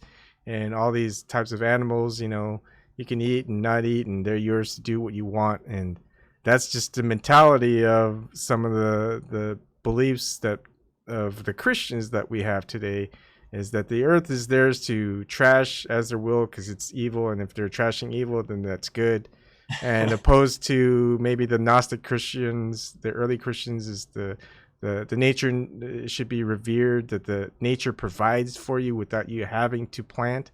It tends its own gardens where you can eat of the fruit and whatever grows, and to treat it with reverence and respect. And a lot of different other types of religions, spiritual religions, not religions that are out there today, tout the same philosophy. And so it's also a big religion has a lot to do with it, unfortunately, as far as the way that people perceive government. And like I see a lot of Christians today, they go out fishing, they trash the place when they leave. They catch a fish, they consider it a trash fish, they throw it out into the waters as it's dying.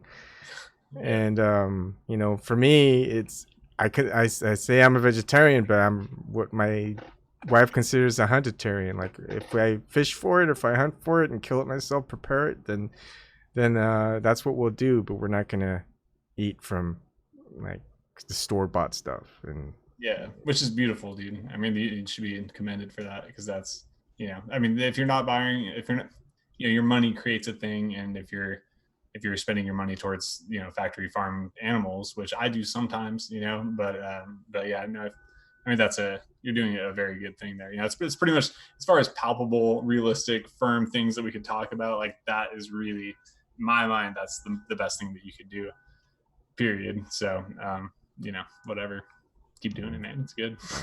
Yeah. I mean, it's just anyone can live the life, but if you really find it's hard, don't downplay it, man. It's really worth commending. But it boils down to how much you respect creation, nature, if you want to call it God, and the creations of God, or just things that are just out there. If it's not created by God, but if you're just looking at things scientifically wise, or if you still think that the earth is limited, a globe, and that there's global warming out there, it's still the fundamental aspect is there to treat the world, the plants, animals respectfully, and to be considerate of what you're consuming and what's being harvested or overmined, over forested, whatever. It's just we don't need to do a lot of things we're doing. If we can do things differently, we should do it.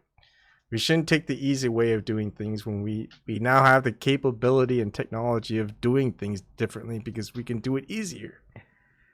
Yeah, I mean, it's hard to. It's still pretty much everybody knows that factory farming is like a terrible thing, but they eat that same meat anyway. So, like, it's still a good thing that you're doing. It takes effort and will, and everybody knows, but you're making the choice. So it's still a really good thing. I'm someone who actually used to believe in global warming and climate change, but I don't believe it anymore because, the politicians keep pontificating upon this bullshit.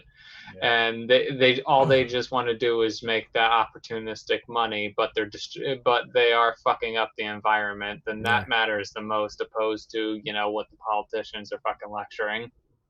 Yeah. I mean, and plus there's evidence of, what's happening to other environments and stuff. And plus, with lawsuits and, suing companies, all that other shit that goes along with it.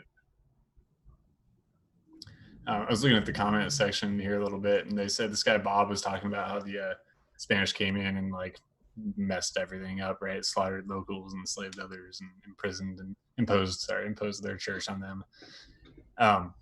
But I just watched a movie that was recommended on some video I watched, but it was a video on the people coming over with religion from Europe, right, and imposing and The how it Jesuits? worked out and everything.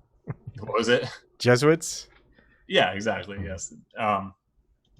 And like, you know, they spread the teaching of Christianity, right? They were spreading Christianity, and it was like when the fathers came over and they went in and they sort of infiltrated these cultures, and they ended up becoming Christians.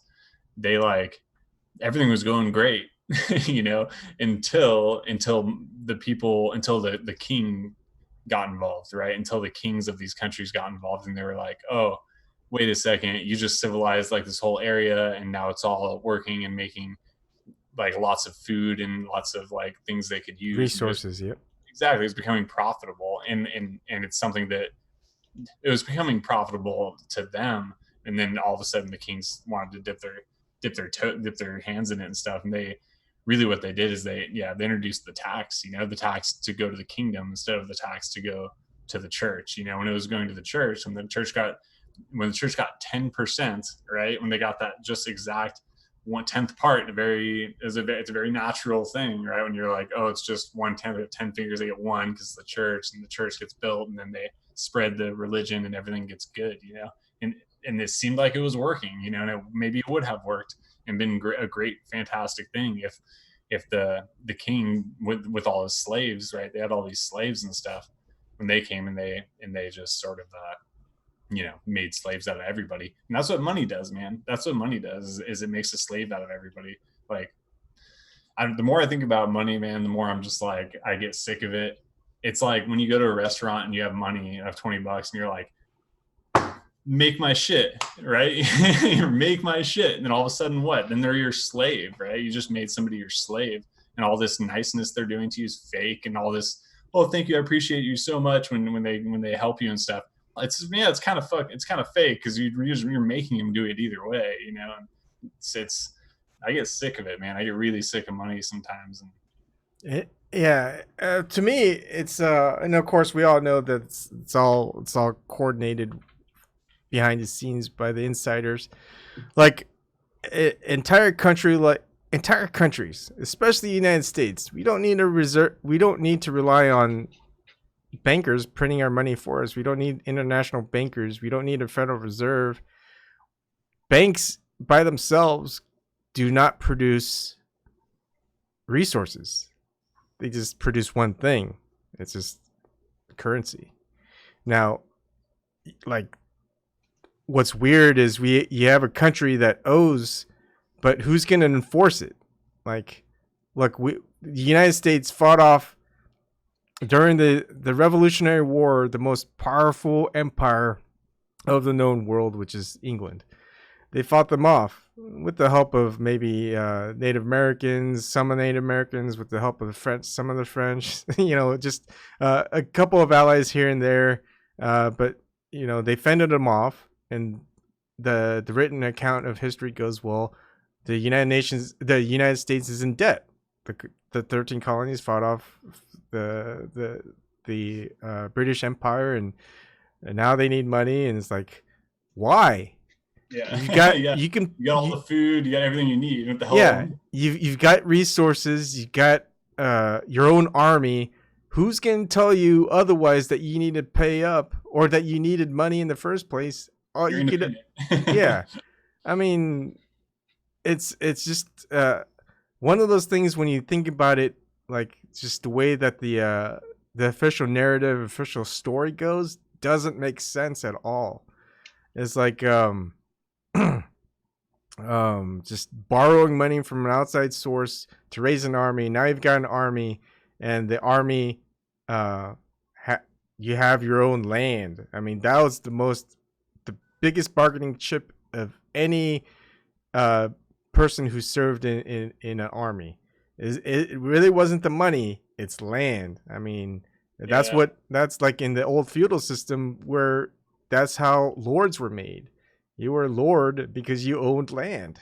You were a baron, you were whatever, and with that you could produce your own crops. You can live sustainably. You can trade, barter. You can, for if there is such a thing as currency, you can mine from your land and gather gold, silver, whatever. You could raise your own army.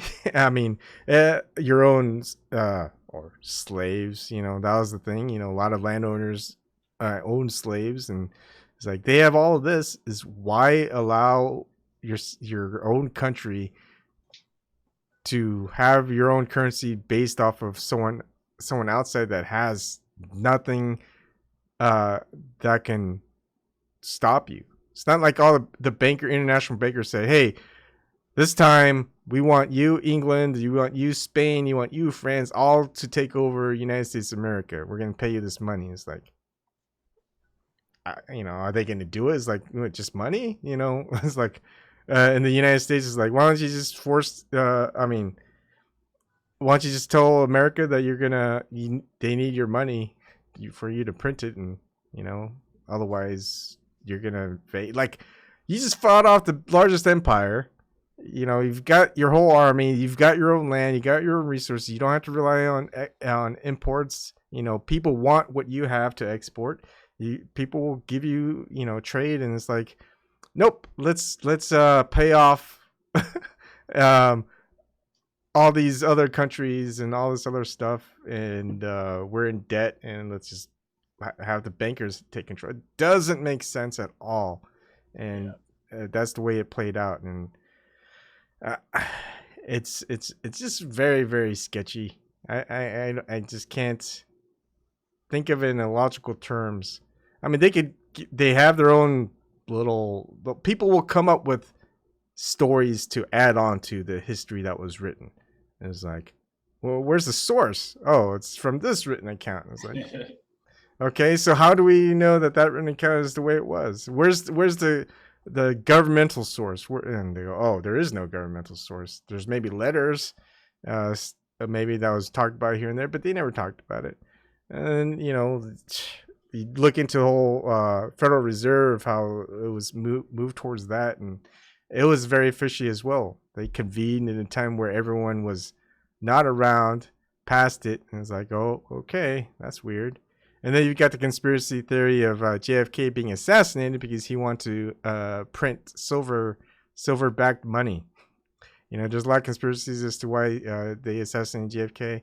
One of the theories is that he really wanted to have silver-backed currency. You know, do away with the Federal Reserve and international banking system. And that's definitely the control arm of all of it. You know, they can just kind of, money's so corrupt, dude. It's so corrupt. They can obviously they can print it. Like they have no limit to the amount of money that they can have. You know, it's like who dictated these bankers can print it and no one else? Who gave them the authority to? And why are people respecting that authority, whatever they say? It's like, you ask the head of the international bankers or whoever it is, like, hey, who gave you the authority to print, and only you and no one else? What are they going to say? The only thing they can say is God. Yeah, it's money's wholly corrupt. I really think, like, if there's any way to keep using money and have it be worth it, and it would be. I thought about this, like, and this could happen. This is my little theory. It's like an app I'm gonna build, right? So, like, I got this app idea, right? This app, what it does is it'll give you let's say 1 million of these dollars, right? So you get this app, and what you'll do is you scan your eye, right? So you scan your eye, and then because it knows that who you are, and you get one amount, so you get $1 million. So you get 1 million of these new dollars. You can call them whatever you want, iris, right? You get these 1 million irises because it's what eye. So, okay, so you get 1 million of these, and everybody who is currently alive right now can have 1 million of these. And there's only 1 million, and that's all there is. And that's how many that there are. The end. And all the people who get that's the only way you can make an actual stable currency. They can't be manipulated and changed and everything, you know, and like it would reflatten everything out. So all these people with all this money at the top right now, all of a sudden they would only have the amount per their person. That's the only option that I see that would be legitimate. And I also like. But what about all the stuff that people own? People who are wealthy. I mean, it doesn't take that into account. So they're already leading off with. True. But as far as currency goes, the currency, everybody would have the same amount. And if you want to trade it all, and if you want to keep that big house, well, you better be willing to pay a lot for it, I guess. But pay who? The government, bankers, the owner of the app? Right? Your landlord, the government, whoever, right? Whoever. If we just stopped using money and started using this new currency all of a sudden, then everybody, you and I, would have just as much money as everybody, any other person out there. I think I think it should be, money should be specific to a locality, and to exchange some of that, it's to profit the area of the locale. For example, like one thing that money does, or a very broad sense of using a certain currency across vast distances, and what we've witnessed is the amount of money taken out of a specific locale, like a town. Like a small town has a lot of small businesses, and that money is usually owned by people who live in that town because they all, own their own little shop. And so whenever they spend, they're pretty much just kind of recirculating that currency within the town. Now, what we've seen in the last couple of decades is these big conglomerate corporations coming into town, like a Walmart, Target, whatever. And they put all the small businesses out because they could just undercut the prices. Now, those corporations are headquartered in another state. So all of that money, you've got a company that has buildings and operations in all 50 states. All that money gets resent towards the headquarters wherever. Maybe they live in New York, so that the headquarters in New York will pretty much have a lot of that money kind of funnel toward them, and they just make sure that the operating expenses are met within that state, within that area. So all the money that's been spent within that town gets recirculated outside of that town, and that money just doesn't circulate within other people, the businesses around there, the towns, and people don't just a lot of that money that gets put in isn't redistributed in a way that helps that community. Just like you were saying with the early church, where the 10% tithe, where that was kind of pooled, like a community pool, to just kind of establish another area where they can redistribute that money into goods, where people will pretty much kind of go in and out, and just kind of there's that surplus that gets incorporated into a small town. Well, so that surplus is gone now because all the money is just funneled outwards towards the headquarters, and so people get strapped as like, okay, so all that money is going to this one corporation that's going outside there, and none of that is being recirculated within a town to create jobs. There's just stagnation within growth as far as jobs. And so what can you do?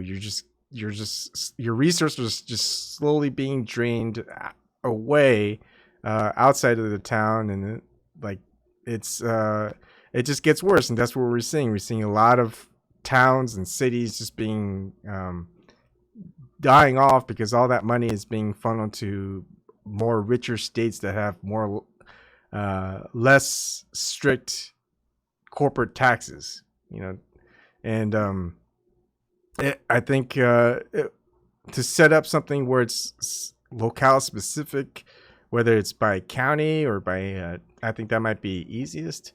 And then within that county is, if anyone who it's kind of like a tariff, where if a lot of resources being exported, well, you just tax all the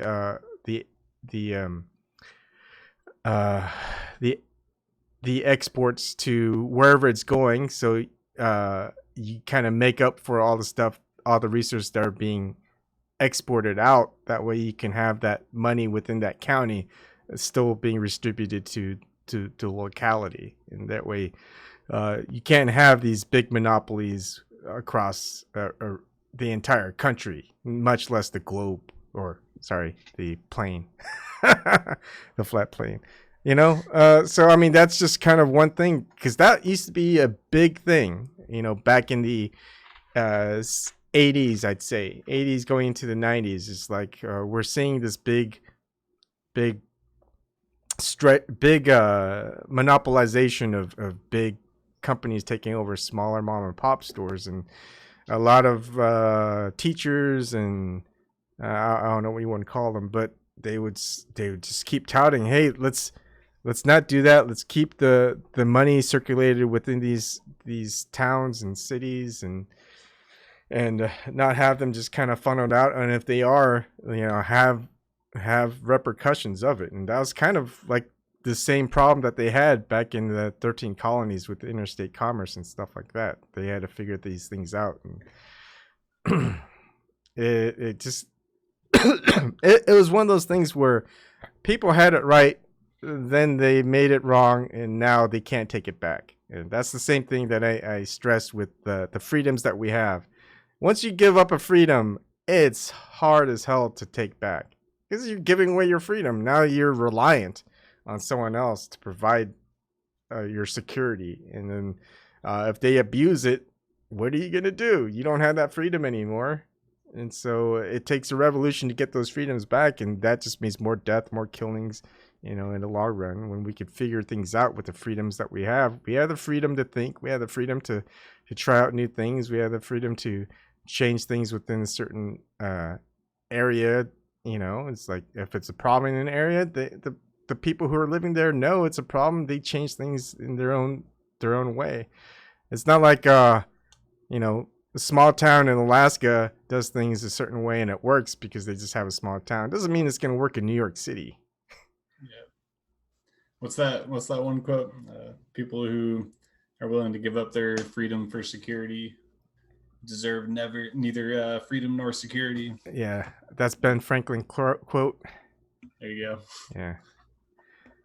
Anyways, it's been a great conversation. It's been 4 hours. Oh wow, 4 hours? Yeah, oh my 4 God. hours. Yeah. But anyways, you guys have a good night. Hopefully you guys come on again, and it doesn't have to be a politics night. It can be about, you know, whatever topic. Anything. Yeah. So anything and everything. Anything and everything, yeah. Including dildos. And strap-ons. Not limited to. Memes with Obama bending over with Pac-Man, and all right. And those joining in on chat, thanks for coming in and chatting with each other and to us. You guys are always free to join in, like Brian and Eric and Mir. So, all right. Take it easy, guys. All right. Bye, everyone. Have a great weekend. Thanks again, Yvonne. Take care. You too.